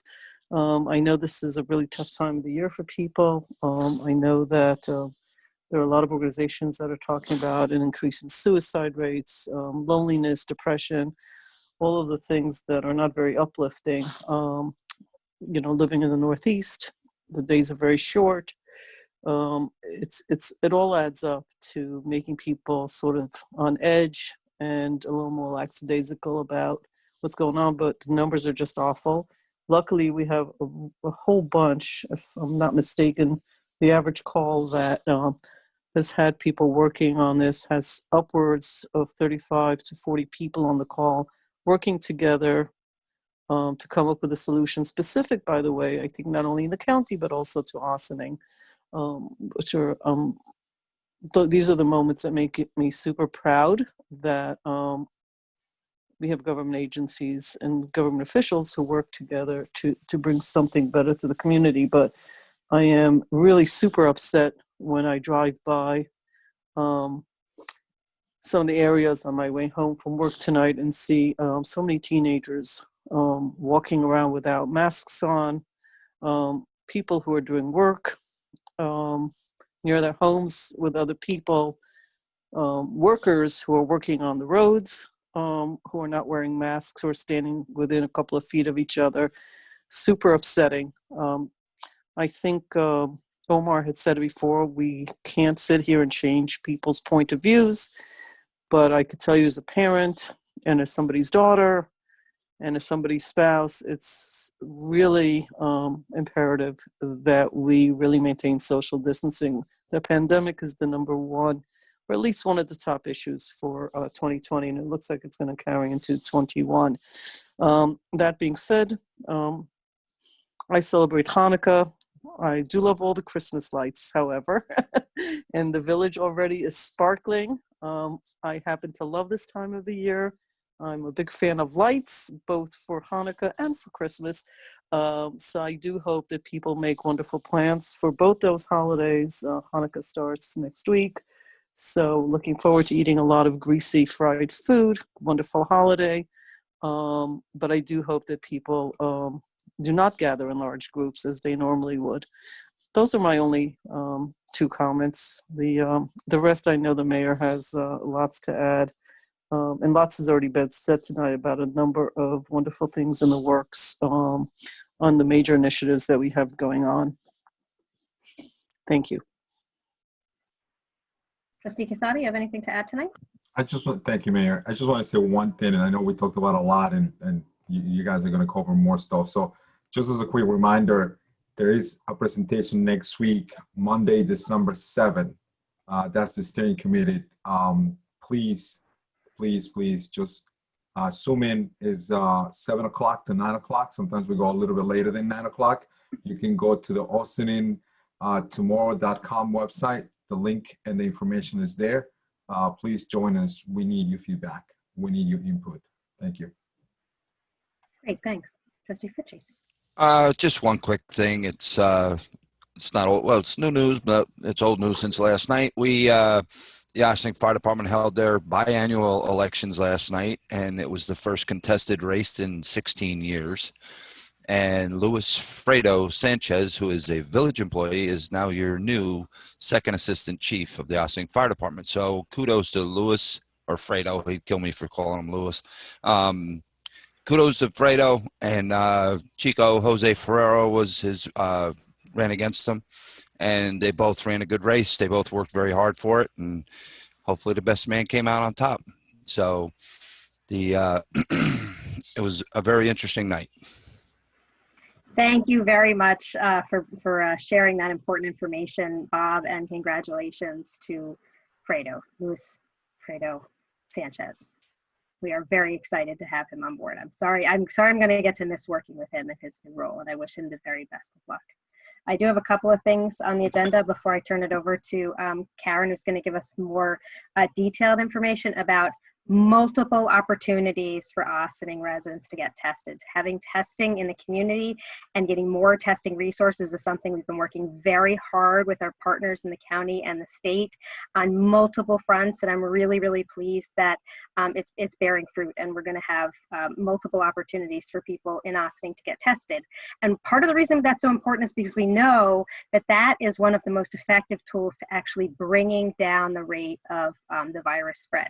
In communities that had color coding designations before us, we saw that, for example, even Portchester, they were in an orange zone, they were in a yellow zone and orange zone, and they're actually bringing their numbers down from some of the measures that we are undertaking now. Education campaigns, encouraging compliance. Thank you very much to the Ossining Police and community organizations that have been giving out thousands of masks and hand sanitizers and information to hard to reach community groups. That is critical to the solution, and getting testing is a challenge. And some people have asked, well, we have so many great locations where we could have testing. It's not about the locations. It's about getting the testing equipment, the testing materials. We have to get that from New York State. So thank you very much to everyone, our elected leaders, the people who are working in the county and state government for helping to facilitate this. And thank you to our local folks in the the manager's office, that Karen's going to tell us more about it, for helping to make this happen in a more of an ongoing way. So we'll have ongoing access for people in Ossining to be able to get tested. And if you heard from the governor today or saw any of our posts about it, 70% of the spread happening now of the virus is small group gatherings. It's not just about don't gather in big groups for Hanukkah and Christmas. As the governor likes to say, we're in the midst of a 37-day holiday season. It started with Thanksgiving and it's continuing through New Year's. People tend to get together in parties and celebrations and with family. Every single time that you do that, you are part of the problem. 70% of the spread that is happening now is in small group gatherings. As we have fewer and fewer places to go and gather as human beings do at any time of the year, we have fewer, we can't go to the movies, it's cold out, we're not gonna sit in the park, we wanna go out to dinner, but we have to go with 4 people or less. There are fewer and fewer places to gather, so people are resorting to gathering in their homes. You sit down, you take off your mask, you have a drink, you have a bite to eat, you feel like you're in your safe space, in your home.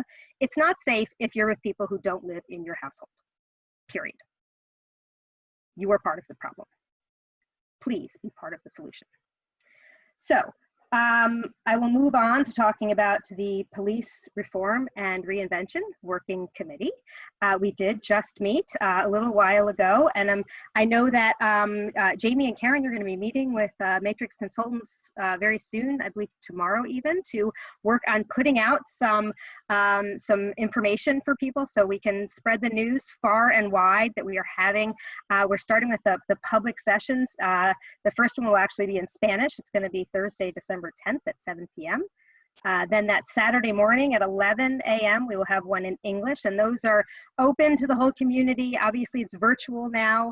And then we are also going to be putting out a survey very soon, an online survey, which could be available in hard copy for anybody who needs it in hard copy, but primarily an online survey, which will be a lot of check the boxes, but then also opportunities for narrative.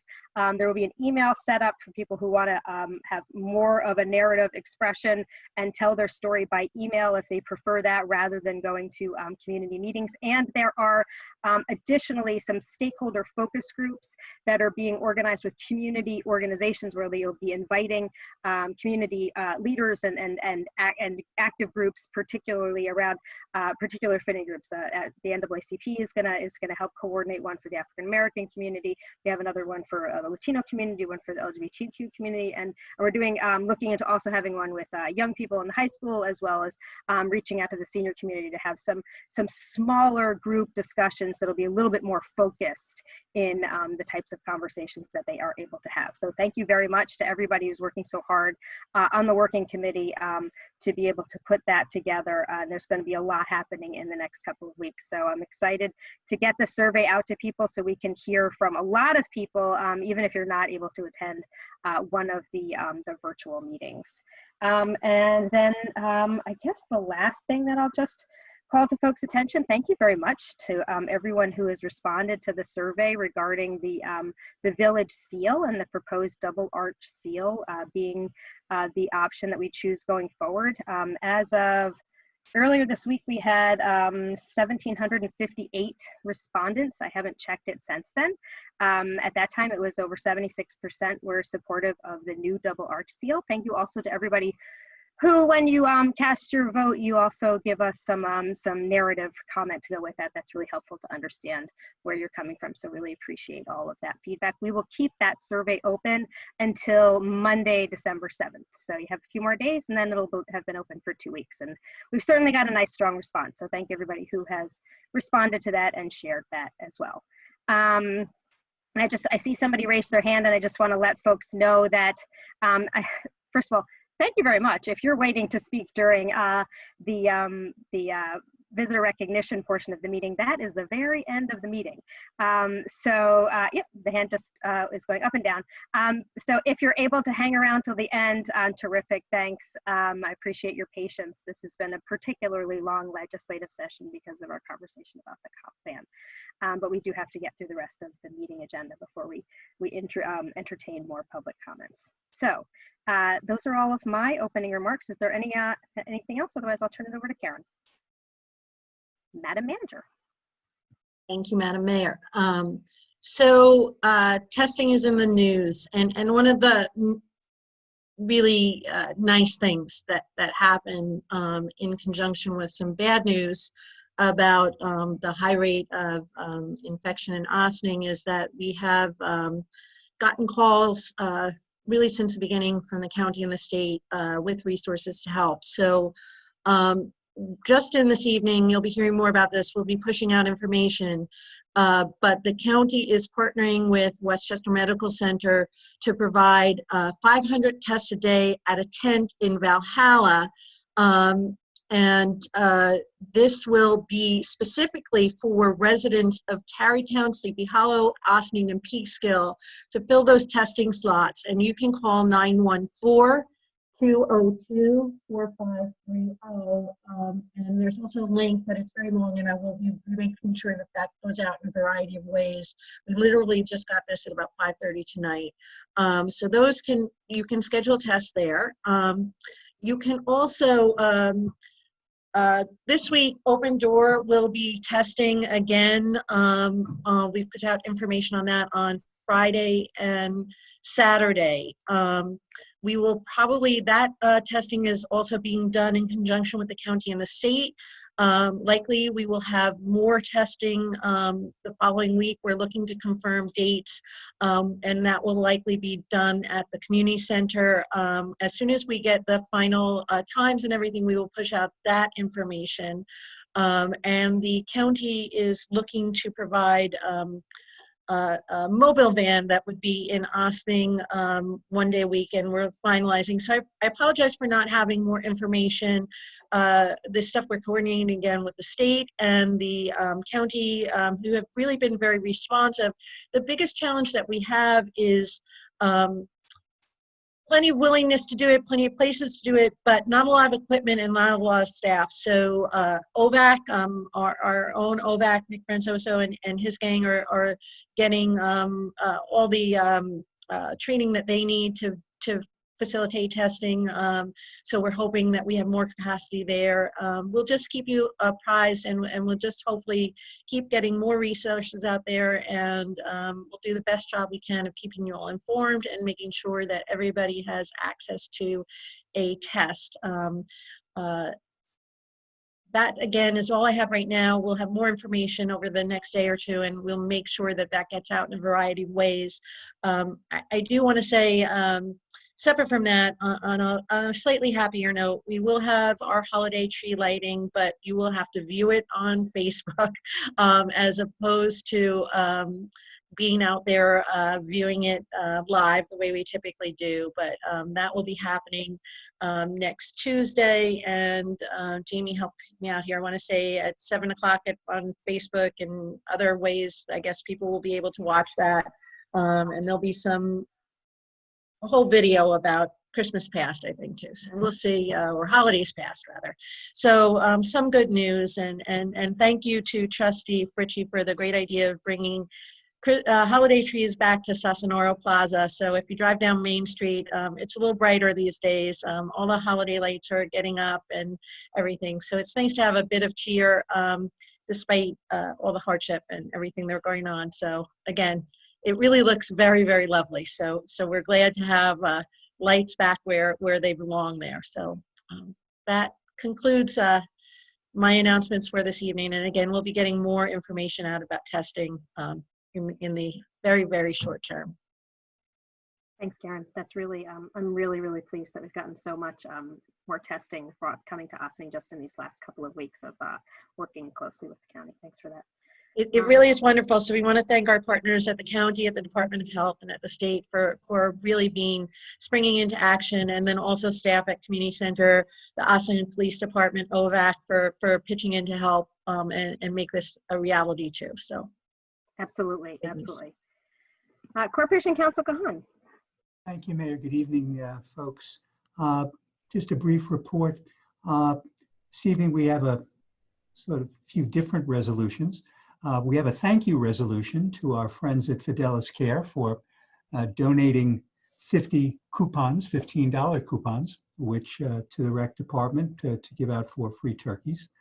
We also have a resolution to extend the preferred developer status period for Wilder Walter Partners with regard to the DPW location.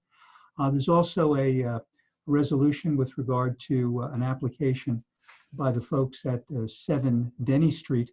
This would be to permit a license agreement between the village and 7 Denny. I'll go into more detail when we get to that resolution, but as you may have seen from the attached survey, there is a portion of the stairway that is on Yale Avenue, which does encroach upon village property, probably has been encroaching on village property for many, many, many, many years. The building is in excess of 100 years old, but they are redoing the stairs, so it's important to just have that license agreement in place. And finally, we do have the budget resolutions as well as some fee resolutions on tonight's agenda. And there is a zoning board meeting this coming Tuesday night, again on Zoom, and you can go on to that, see the agenda, see the meeting, if you so desire. Thank you very much. Thank you. Chief Sylvester. Good evening. Nothing new to report from the police department. I know a week ago, many of you saw a video from our officers helping with Feeding Westchester, a partnership that we're proud to have with the Ossining School District and a number of other local organizations. I just want to highlight the good work that our officers do, and that's not a once a year or a one-time event. That's something our officers do all the time. Various people will volunteer on different days where we have time, and that is all volunteer work that they do in their own free time. A good thing they participate in a valid contribution to the community.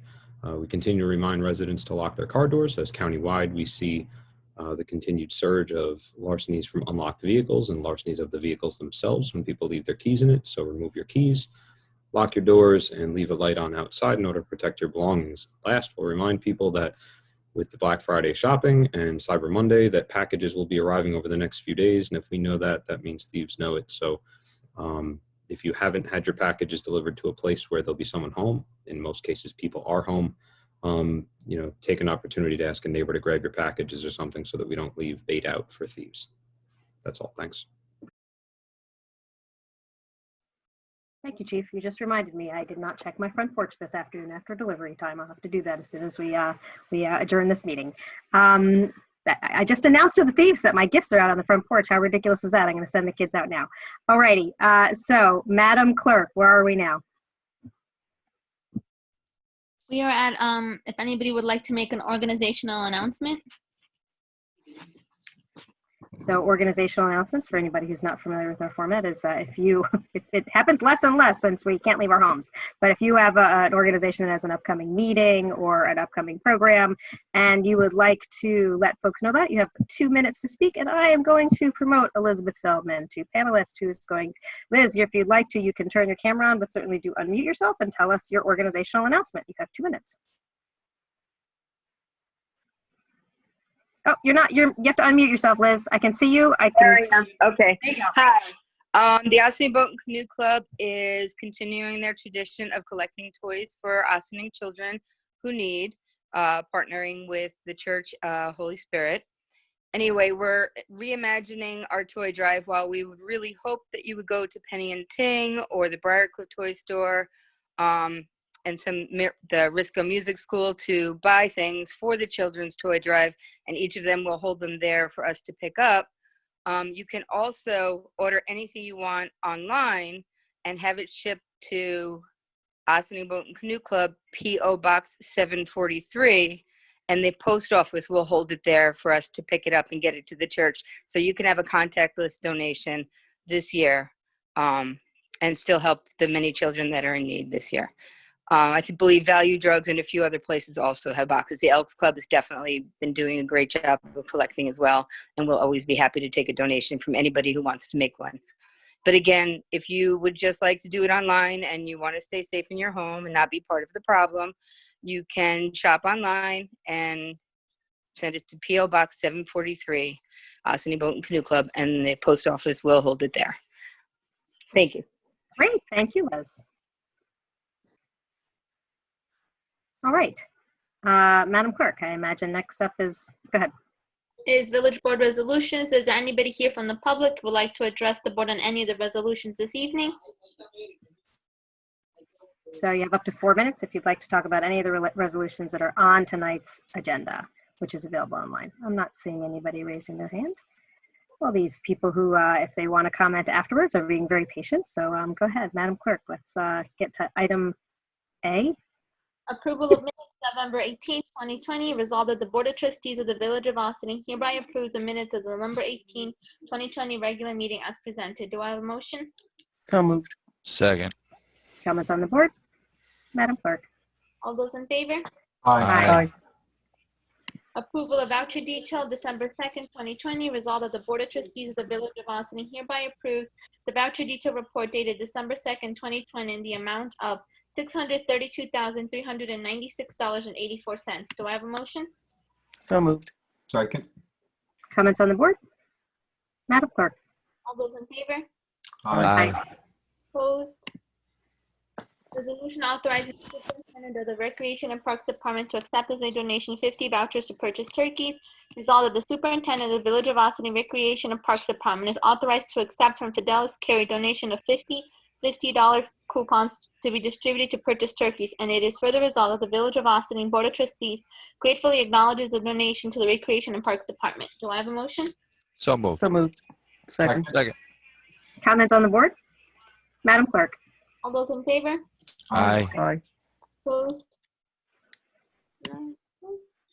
Extension of preferred developer status of Wilder Balder Partners Incorporated for former DPW site Water Street, whereas the Board of Trustees, a resolution approved on June 17, 2020, authorized the village manager to enter into a letter agreement designating Wilder Balder Partners Incorporated as the preferred developer for the village-owned property bordered by Main Street to the south, Central Avenue to the north, and Water Street to the west, identified by tax identification numbers 89.19-6-22, 89.19-6-26, 89.19-6-27, 89.19-6-28, and 89.19-6-29, and whereas the period of exclusivity was 180 days effective upon the developer's signature on the letter agreement, and whereas the developer's principal, William Balter, signed the letter agreement on June 29, 2020, and therefore the 180-day exclusivity period is to expire on December 26, 2020, and whereas that the Village of Austin Board of Trustees and Wilder Balder Partners Incorporated want to extend the period of exclusivity for an additional 180 days from December 26, 2020 to facilitate continued public engagement, due diligence, and actions toward the finalization of an acceptable plan for the redevelopment of the property and the drafting of a term sheet. Now therefore be it resolved that the period of exclusivity detailed in the letter agreement of June 26, 2020, agreed and acknowledged on June 29, 2020, is extended for an additional 180 days through June 24, 2021. Do I have a motion? So moved. Second. All those in favor?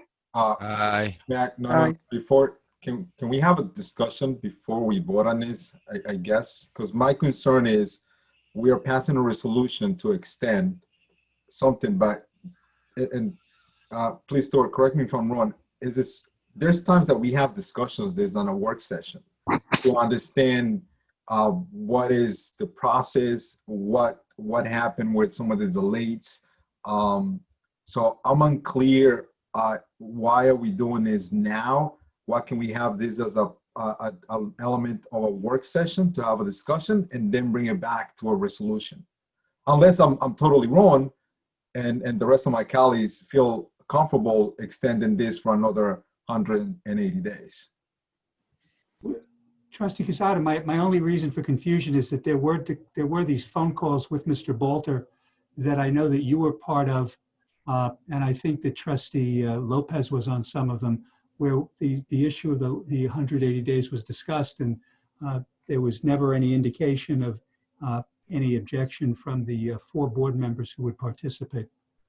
I don't recall being a part of that conversation. Usually is Bob Fricci and Omar Lopez. Okay, my apologies. So but it had been discussed at during those phone conversations for an additional 180 days. Part of it was because of the period for the additional public engagement that is going on, that has been requested to extend this out.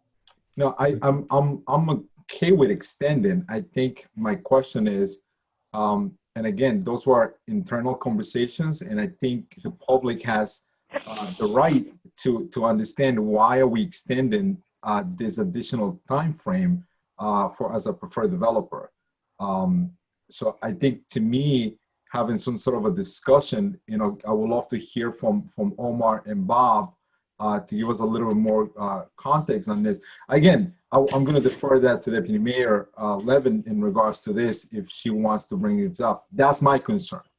I can speak to this. So after reflecting on the one public engagement activity that we had, we were planning the second in-person one and saw that the numbers really weren't working out with COVID, doing it safely that way. And then we had the conversation evolved to, well, what if we make it a series? And particularly if we do it online, we can have a series of public engagement activities where folks can learn about different issues. Each activity can have a different focus. And so the conversation kind of went along that way. Then we started looking at the calendar and said, well, I mean, at this point is going to go over the date for the preferred planner period.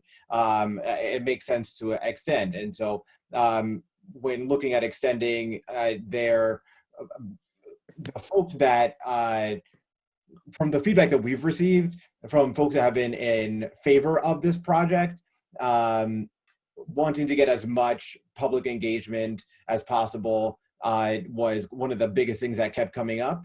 And then from the folks that were not in favor of this project, apart from the folks that just felt like they don't want to see anything built new in the village, period, the biggest thing was, well, why are we moving so quickly during a pandemic? Can we take our time and extend it so that we're not, so people that want to give their feedback, but maybe distracted because of COVID or other things, have the opportunity to do so. And so because the original period was 180 days, and there was no disadvantage that we saw to making it another 180 days, it would just allow us to not then have to, let's say, do 90 and then go back and do another 90. It would give the developer the confidence that they would have the time that they would need in order to do what they have to do, and that we could have as much public engagement as we needed during that 180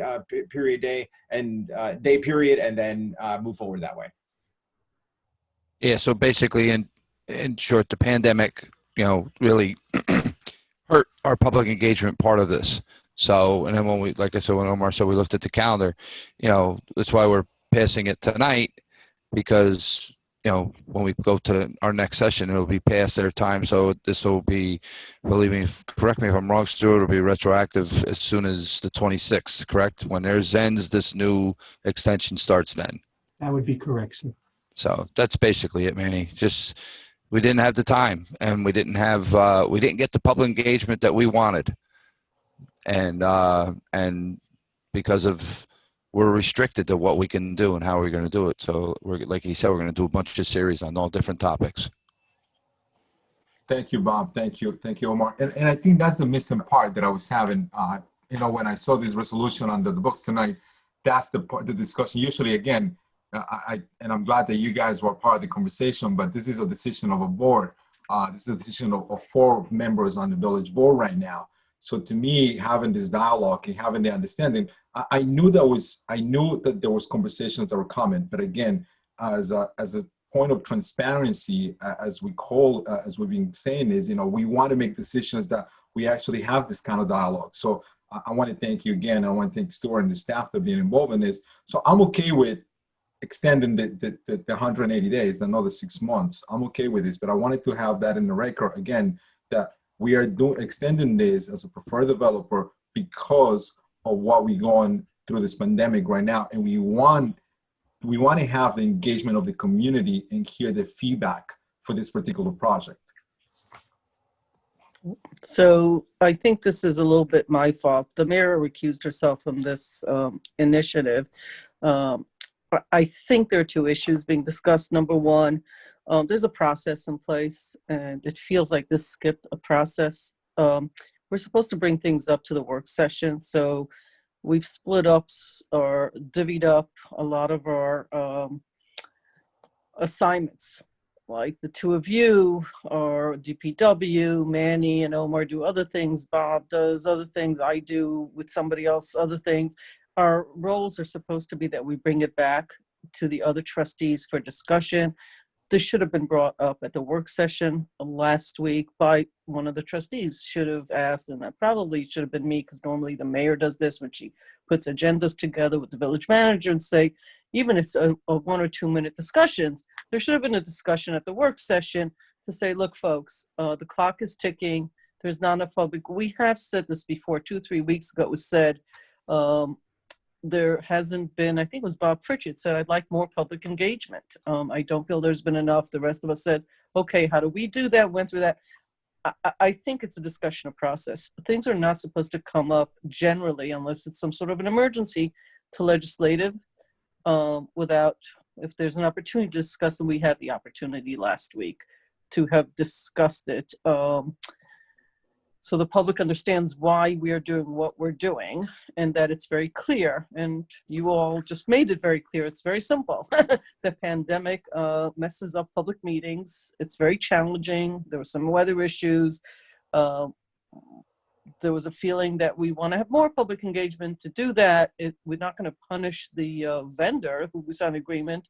We're going to simply give more time for public engagement. Therefore, we're extending this piece.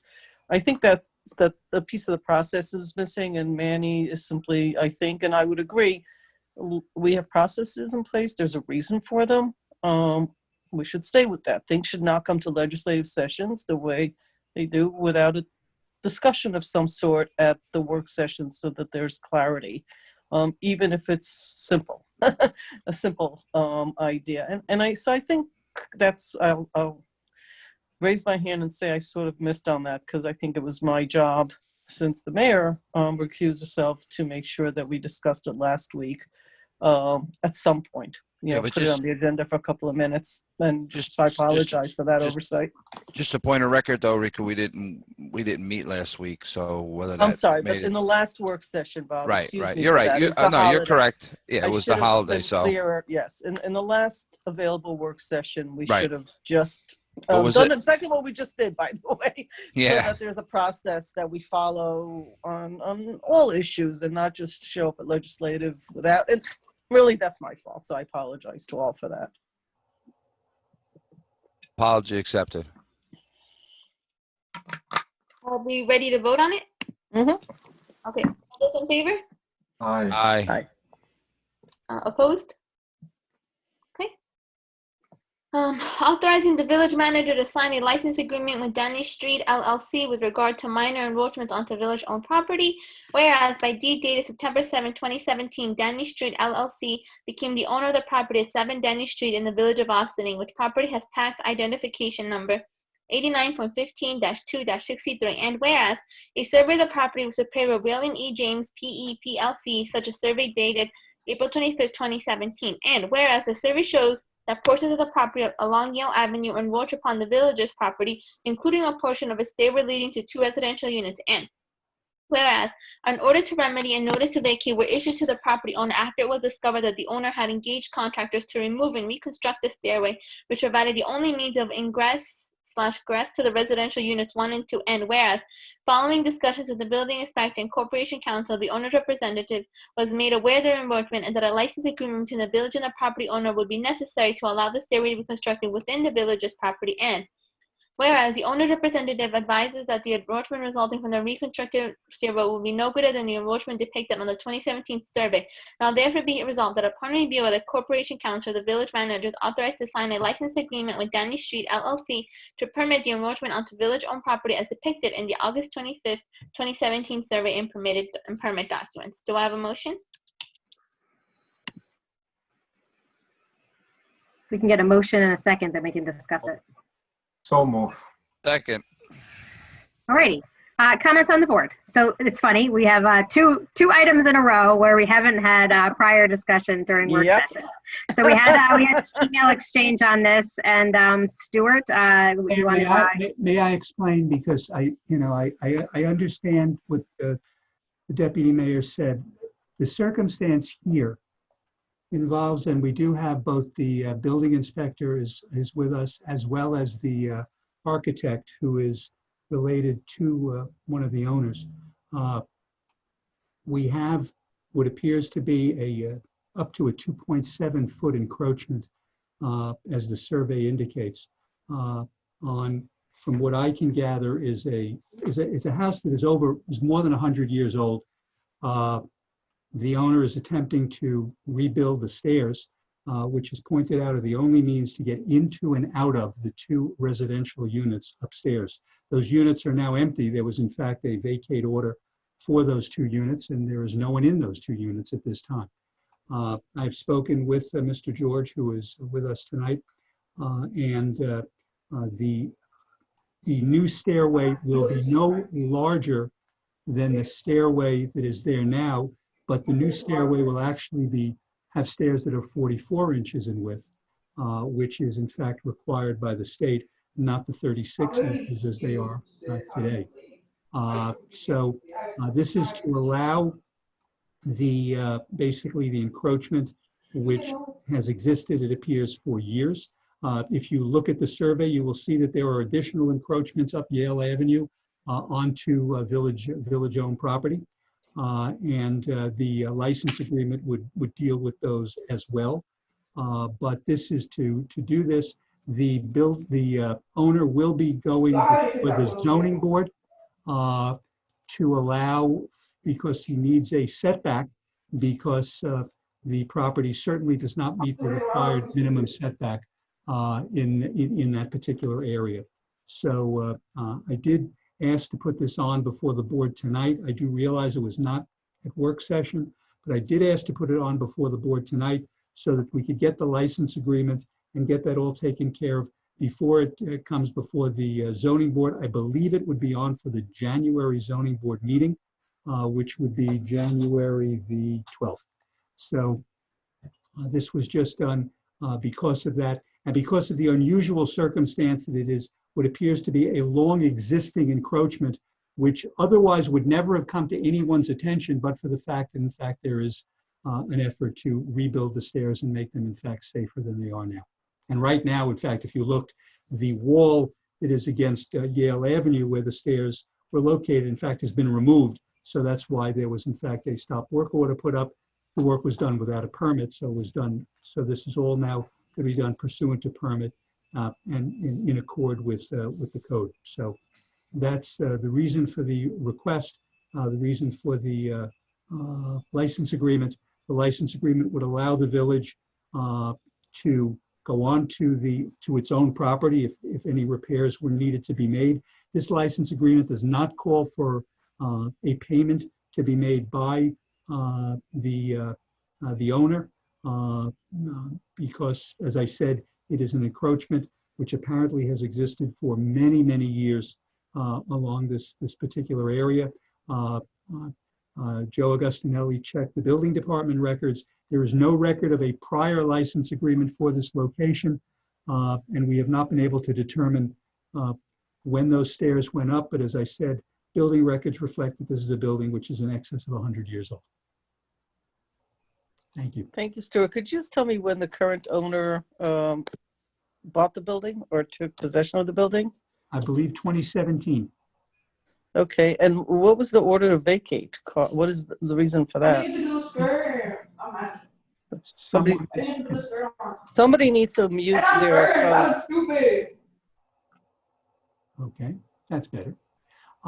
The order, what it was, that was as a result, it was determined, when it was noted that the stairs were being constructed by one of our code enforcement officers, a stop work order was issued, and then basically an uninhabitable sticker was put up because there was no means of ingress and egress to the 2 residential units upstairs. Okay, got it. I got it. Thanks. Thank you, Stuart. I have a few questions. Looking at the survey, so this is 2-family plus a commercial space on the bottom, correct? Actually, it's got a 3rd family in the basement. Okay, so is a legal 3-family and a commercial space on the corner. Does the same owner owns the property next to it? You mean the 2.5-story masonry building that's reflected? Correct. That entire property is part of the is part of Denny Street LLC. That is correct. Okay, so are we looking to get the same thing, because we have, it's not just that stairs, the new stairs that they're trying to build, but it's also the small stairs that go down to the driveway. And also there's a set of stairs on the 2.5-story masonry building that also it seems to be encroaching within the village right away, correct? The license agreement would cover all encroachments along Yale Avenue. Okay. I'm looking at the aerial picture from Google. You know, I don't know, I guess I didn't look at the date for this particular, and now I guess that will be a question for the architect and here on file, but I don't see any structural deficiency on the stairs.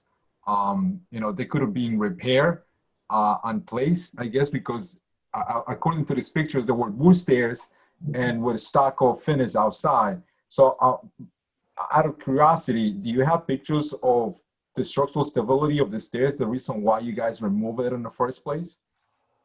Mr. Joseph, that's for you. Yeah, actually the stucco was actually cracking. And if you look at the pictures, actually the paint, it was just painted on. It was actually leading onto the sidewalk. And that's why we were actually trying to firm up, because the stairs were actually loose. So when we actually tried to restructure the stair from within the stucco walls, it was actually very loose. And that's why the stucco was actually leading onto the sidewalk. And our thing was to just to brace it. Ours was mostly to do a repair to that existing structure. And that as we went into sister some of the existing structure, we realized that it was so shaky that we were afraid it was going to collapse. Okay. So we just said, you know what, why don't we just let's do the stair the right way.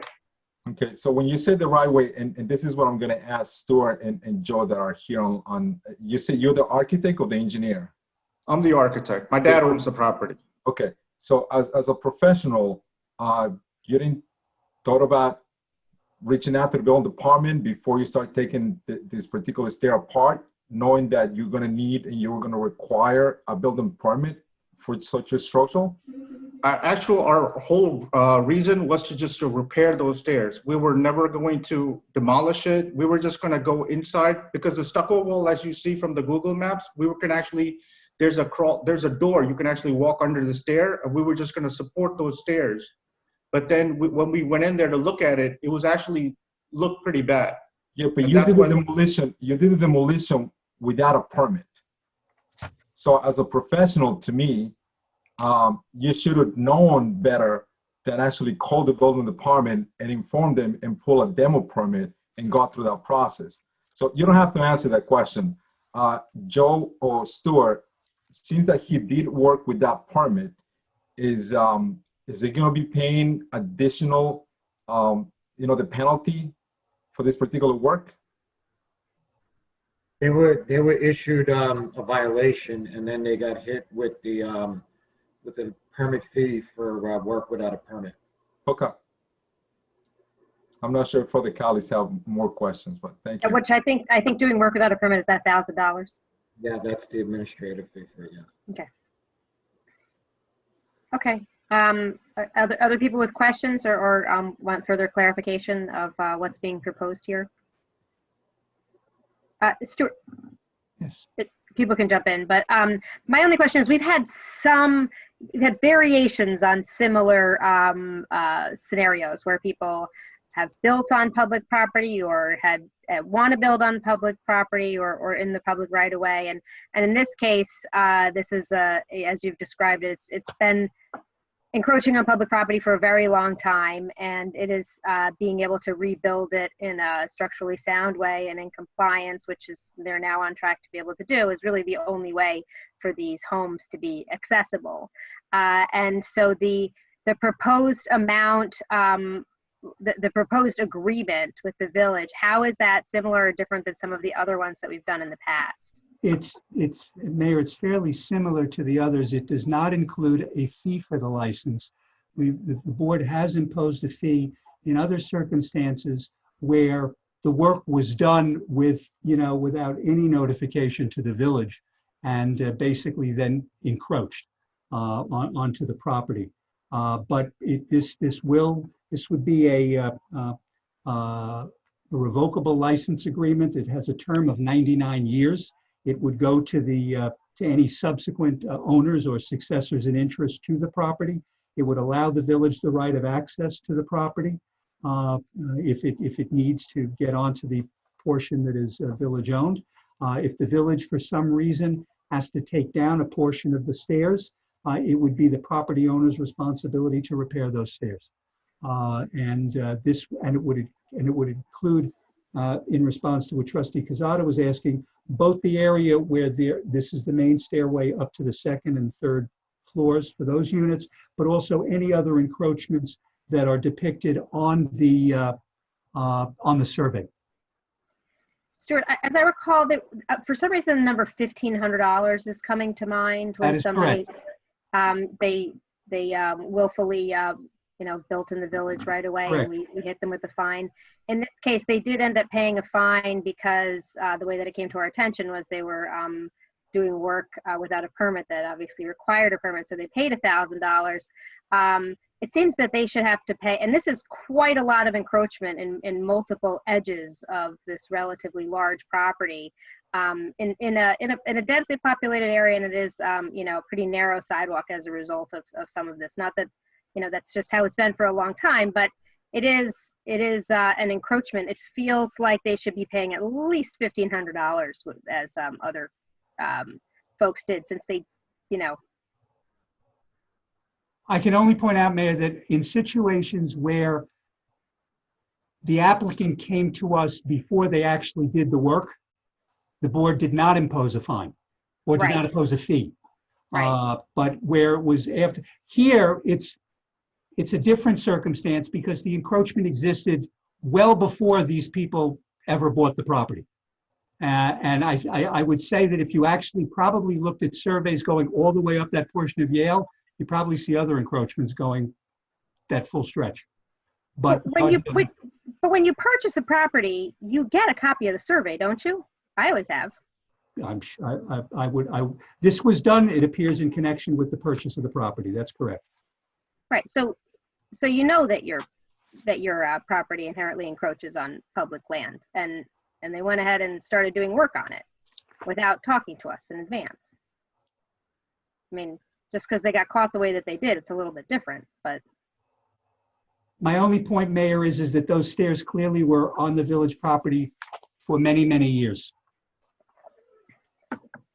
This is a decision. I understand. I understand what you're saying, and if it hadn't unfolded the way that it did, but this is the way that it came to our attention. So if the owners, when they purchased the property, they looked at their survey, they said, "Oh golly gee, we have stairs that encroach on the public right of way, and we have work we need to do on them. What do we do about this? Let's go to the village." Then we wouldn't be charging them for the encroachment because they wouldn't have been doing any work on the village right of way without first asking permission. But that's not what happened. Oh, so what happened was they bought the property and it was existing, and there's nothing he could do anyways because he had no ingress or egress to his property. So that was existing for conditions, and he got fined for, working without the permit. I don't know how you could fine him for something that existed on the property already. That's the issue I'm having with it. I understand what you're saying, but that's how it was bought. That's how it was sold, and it was there. I don't. I'm going to piggyback on this, Bob. Because I know I feel the same way that the mayor is going with this. And what bothers me the most is because you're in the construction business, Bob, and you do a lot of work in New York City. So to me, it's like when a professional comes and starts looking at this, you're talking about a professional. You're not talking about a regular homeowner. You're talking about a professional that actually does this kind of work every day. So when you look at a survey, you actually see that there's a line that divides your property, and the other part of the property doesn't belong to you, belongs to the village. So when you know for a fact that you have to do something, and if you have to do something, some sort of repair, you want to let the other person know. Just like if you have a wall on the middle of a side yard that is in the middle of pretty much the neighbors, sure, you have a wall or a fence and you want to do work, what do? You talk to your neighbor. You let your neighbor know that you're going to be doing work in the fence, that you want to fix the fence because that side that is on your side is coming apart. So you talk to your neighbor. You let the neighbor know what you're doing, correct? That's what typically happens. So to me, when a professional starts doing work or starts making assessments that are not practical and not common, and especially when you start doing work without a permit, that bothers me. Because we want to make sure that they're in a high Sure, standard. you already got them for not doing a permit. You Yeah, can't but get them for see- something that existed. You can't. How do you find a guy for something that existed? This is everywhere. This whole village is full of that. And this guy got caught because he got caught and he paid the fee. Now you want to go after him again for something that was existing, that was bought. It was there. I don't see it. I'm sorry, I don't see it.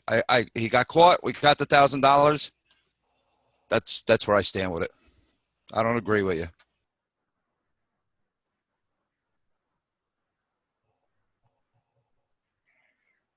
Does anybody else want to weigh in on this?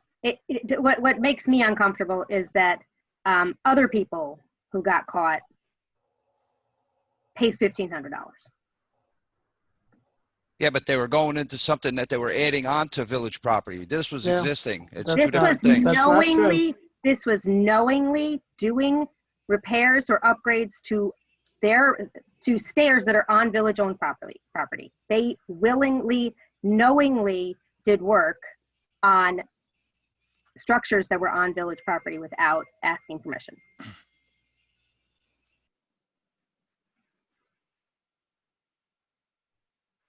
And right now we're in a moment where we're going to grant them. We're going to let people go into their home. We're going to grant the agreement. It's just a matter of, do we tack on a $500 fee to go along with it? Only To provide some. $1,500.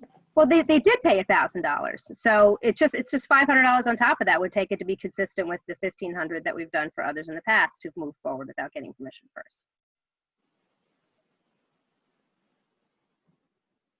That's what I'm proposing. I will second that. I'll go with that too. All right, that's 3. Does that work, Stuart? The resolution is just to authorize the village manager to sign the agreement. So I will be happy to put that into the draft agreement. Terrific, thanks. All right, so we have a resolution that we've moved and seconded and chatted about. Are we ready to vote? Madam Clerk. Bob, you're muted. I have a question. Are we voting on the amended one or are we voting on the one that was proposed to us? All that's before you tonight, Trustee Fritchie, is a resolution authorizing the village manager to sign a license agreement. The specific terms of the license agreement are not referenced in the resolution. Okay, Based thank upon you, the sir. board's discussion tonight, I will, that language will be put into the license, but that is not in the resolution itself. So basically, this is gonna get voted on, and then the language will be added in, and he'll be paying an additional $500. Is the way I'm understanding this. That would be correct. I will send that to Mr. Joseph. They will look at it, and they want to sign it, fine. They don't, then we have other issues, but that's what it will include. All those in favor? Aye. Aye. Aye. Aye. Opposed? Nay. I have one opposed, please. Opposed? Gotcha. Hold on. Give me 1 second. I'm typing it in. Okay. Moving on to fiscal year 2021 budget adoption. Whereas the Board of Trustees of the Village of Austin received from the town assessor for the year 2021 a combined total taxable assessment of real property and special franchise properties of, oh goodness, $2,223,109,990. And whereas the Board of Trustees received the 2021 tentative budget on November 4, 2020 in accordance with Section C43 of the Village Charter and has since amended same. And whereas a public hearing on the tentative budget was opened and closed on November 18, 2020. And whereas the Board of Trustees, upon giving further consideration to requests and recommendations of all department heads, now therefore be it resolved that the Board of Trustees of the Village of Austin does hereby adopt the budget of the Village of Austin for the fiscal year 2021, showing that there be levied and assessed upon the sum of taxable and special franchise properties of the Village of Austining as hereinbefore listed, the sum of $23,305,571 to be raised by real property tax levy, which sum is more completely set forth in the budget for the Village of Austining, and be it further resolved that it's fixed at $10.4833 per $1,000 of assessed taxable valuation, and be it further resolved, the adopted budget for calendar year 2021 shall include the appropriations and estimated revenues for the general fund, water fund, sewer fund, section 8 program fund, and debt service fund as modified by the Board of Trustees as follows. And be it further resolved that the Board of Trustees does hereby authorize a capital plan for the calendar year 2021 as presented, the attached, subject to follow-up board resolutions to implement. Do I have a motion? So moved. Second. Comments on the board? So if we say no to this, does the number change? Do we get lower? No, I'm not. No comments. I'm okay with this. Anybody else want to? Yeah, I do. So first of all, always a reminder to the public that there are really 5 people that vote on the budgets, and only 5 people. It's one of the responsibilities of the Board of Trustees, which, at least since I've been on it, under this administration of Mayor Garrity, every mayor sort of brings their own way of doing things, but under this administration, it's been really a major learning experience, including this one. This is so far, I think, the best budget we passed. Kudos to all of the staff that puts in, I think, spends about 2 months of time. The treasurer, really, I shouldn't point to any individual, honestly, it's not fair. I mean, it's really everybody. So I'm just going to say the entire staff, to be fair to everybody. It's a lot of work. I think it's one of the most important things that trustees do, if not the most important thing that trustees and mayor do. This is a great budget in a really, you'll have to excuse my language, in a really crappy pandemic year. And to get all of that done under a state of emergency, which includes the same staff that works on the budgets, had to work on so many other issues. The mayor, who loves doing this stuff, I will not be able to fill those fun dancing shoes because I don't know if I enjoy it. I was in banking for more than a decade, so I don't know if I enjoy looking at budgets as much, but what budgets actually do is make you focus on your priorities. It makes you articulate where your priorities are, but also how much you want to spend on something. It drives the future of a village for 2 to 3 years, even though we do a budget every year. I wish they were 3-year budgets, to be honest with you. I think that would be more fiscally responsible to look at things that way, but we're in government, so it follows.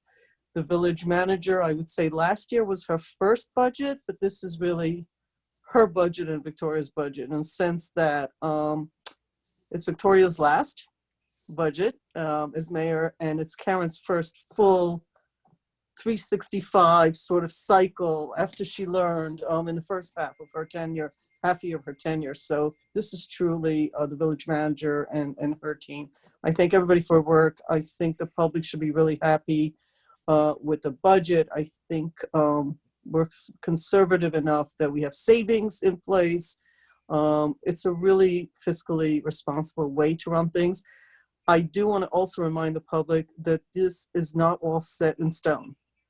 These budgets are oftentimes placeholders. There's capital expenditures, which sometimes move around a bit.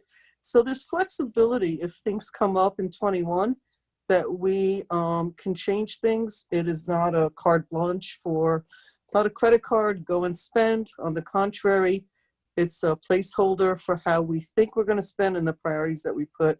And a lot of work goes into it at this time of the year. I am really so thrilled with the budget, not often words that I use. And I thank everybody that does it. And Victoria, I'm sorry, it's your last one. I know you're going to have things to say about it, but, and village manager, Victoria, thank you for all the work that your team did. And that's all I'm going to say. I'm in support. We vote up and down on this for the public's knowledge. We don't rip it apart anymore and vote on some things or others. I have a couple of reservations. I've already made them known. But all in all, really terrific stuff. So for all the departments involved. So thank you, everyone. And I hope the public agrees. And if the public doesn't, you all know how to get us, bot@villageofossining.org. I am sure if you have comments, there's another 365 days to the next one. And please let us know because there's flexibility in budgets. So thanks, everyone. Others want to comment before we vote, or before I make my comments and we vote? Okay. So I'll just say, Deputy Mayor is correct. I do love budget season. It's not because I especially love looking at the spreadsheets, although I do really enjoy the process of learning what all of the numbers represent. And every year that we go through this, I learn so much more from the incredible professional staff that we have. And I'm looking right at you, Dale. Thank you so much. You've been with us for so many years, and you've stepped up to be our treasurer just so magnificently. Not that that's at all surprising because you've been in such a critical role for our finance department through many managers and many mayors. And I am really grateful for all that you have taught me. And I know that you've been an incredible resource for Karen and in village management form of government. The village board passes the budget, but then it's up to the manager to spend the rest of the year making sure that everything in the budget that moves forward is done exactly or pretty much as we have laid out for it to be. And there are so many reasons why this budget is so incredibly satisfying. Just for one thing, the raw numbers, we have a 3.25% decrease in the village tax rate this year, which is really unheard of. And there's a couple of reasons why we're able to do that. And one of them is the mantra that I have come to understand that I hope succeeds me with my colleagues who are here. And I see that Dana White has very patiently been observing this whole meeting as she has so many meetings, and she's going to be sitting in one of these 5 chairs next year, is to start off the conversation asking the treasurer, what is the maximum amount below the tax cap that we can carry over to the next year? This year it was, I believe, $347,901. And that is how we can be very fiscally responsible and yet lower the tax rate as much as we have. And that is every year we never really know what's going to happen. You know, Rika was saying she wishes we did budgets in 3-year cycles, and we don't officially do it that way, but we do have really thoughtful conversations, especially with the tax assessor, to understand what he's anticipating for the coming years. And we have a good indication of what the overall assessment roles are going to be for the coming years because there's such a lag time. The assessment role that we saw go up so dramatically this year is actually way pre-COVID. It has to do with what was happening in the real estate market in Ossining from summer 2018 ending July 2019. Who remembers what the heck was going on in your life in 2019? That was a lifetime ago. But that's what determined your assessed property value for this year, for this tax year.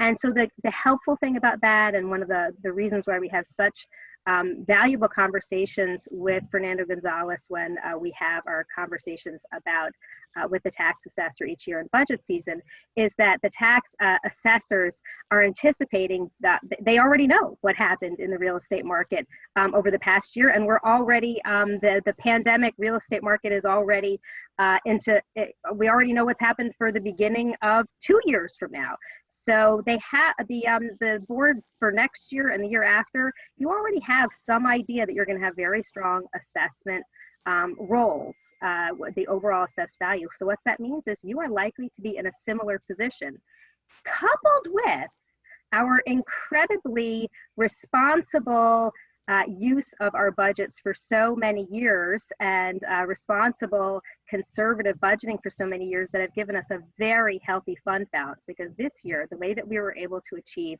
maximizing that $347,901,000 is about, I want to say 170,000-ish was drawn directly from our fund balance, which is our rainy day fund. And this is exactly the year to do that because so many people, your property values went up, and if you're not selling your house, you don't want your property values to go up because it's going to affect your overall tax rate. So by bringing it down as much as we responsibly can in the village, we're helping to mitigate the impact that homeowners and property owners are going to feel with the assessment roll, with the property value of so many of their houses going up.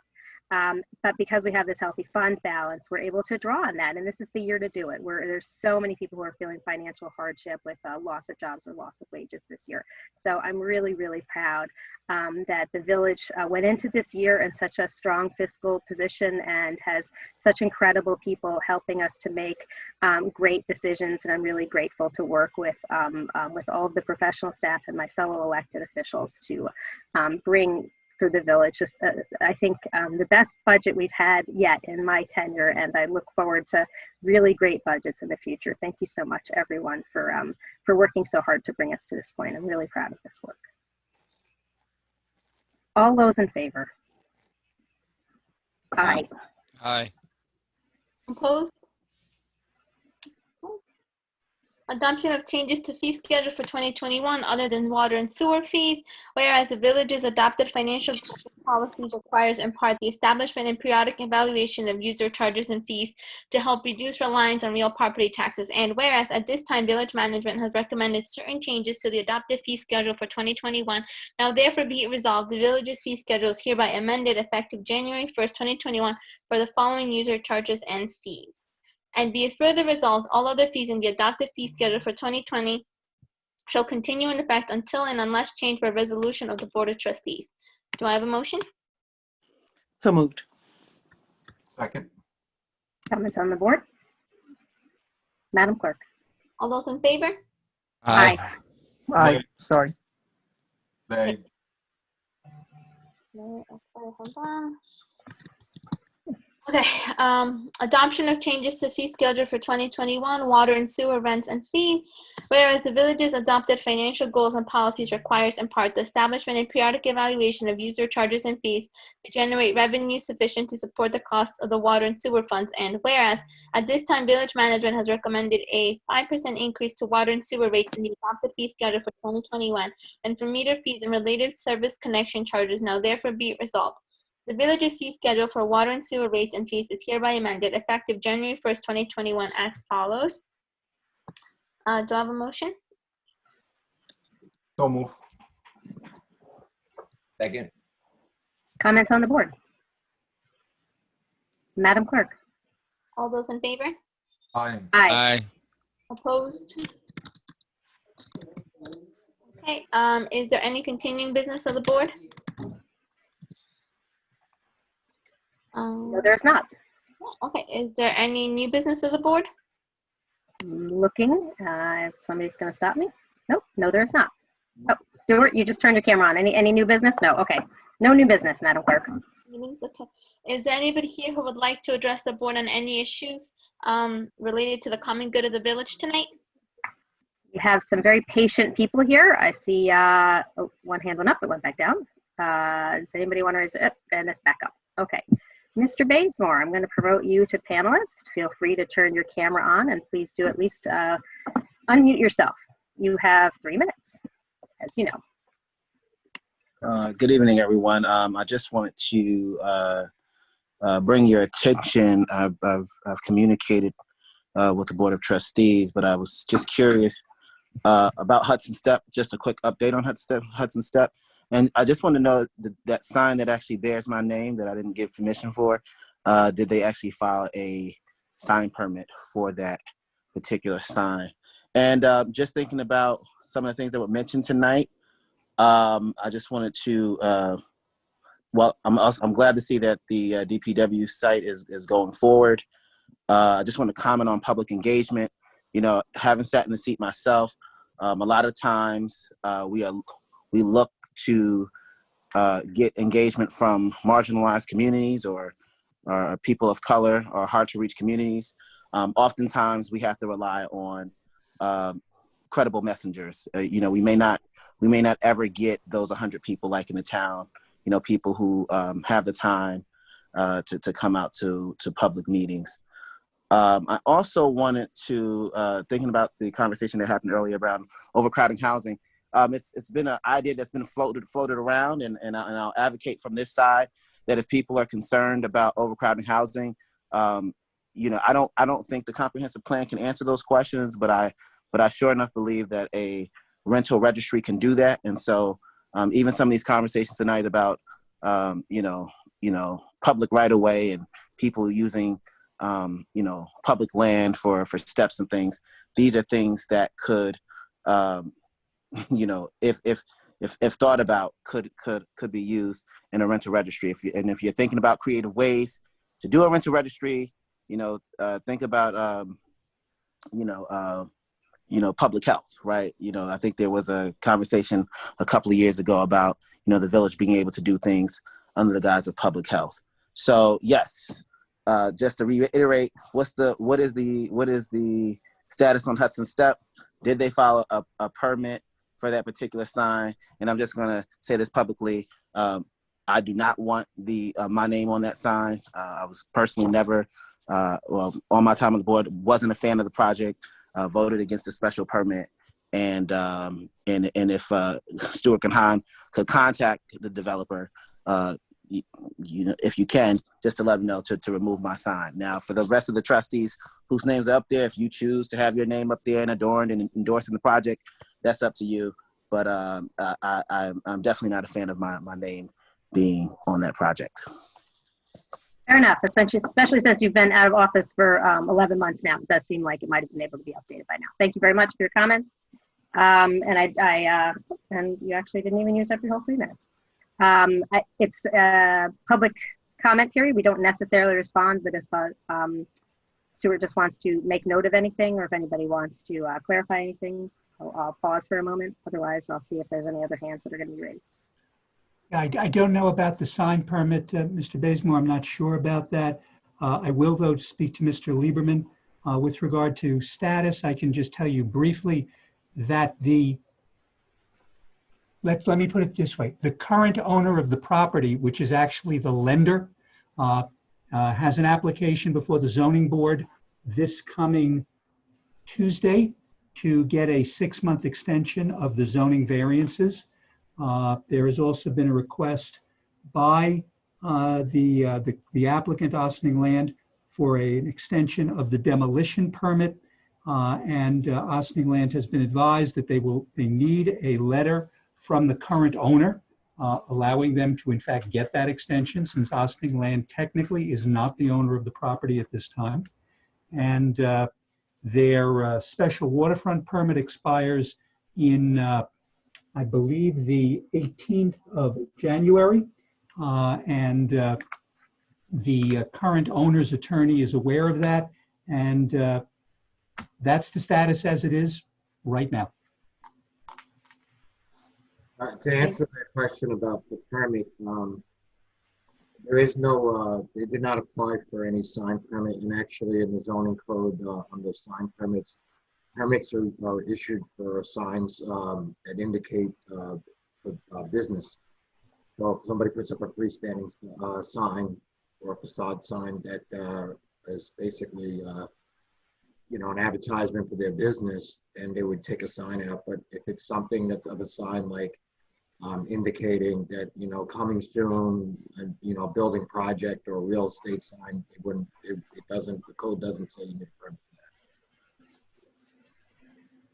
Okay, thank you to the staff who responded. I'm just going to give another moment, since we do have some folks who have been sitting in here in our waiting room for some time. If anybody, I'll tap dance a little bit in case somebody wants to is having trouble figuring out how to raise their little blue hand. It's not always easy to figure out a different technology, but I'm not seeing any hands go up. So if you did want to ever share anything with the Board of Trustees, you are welcome to email us at bot@villageofossining.org, or any of our last names at villageofossining.org if you just want to reach out to an individual on the Board of Trustees. Okay. So with that, are we ready to adjourn to executive session for? Good question. Is this an advice? Contracts or advice of counsel? Oh, It's okay. advice of counsel, I believe. That's Excellent. So then we're just going to adjourn the meeting. We have a motion to adjourn. So moved. Second. All in favor? Aye. Aye. Aye. Thank you very much, everybody, for a very informative, if a little bit lengthy evening. I look forward to seeing folks next week for what will be my last work session as village mayor. So please do join us next week for our work session. This meeting is adjourned.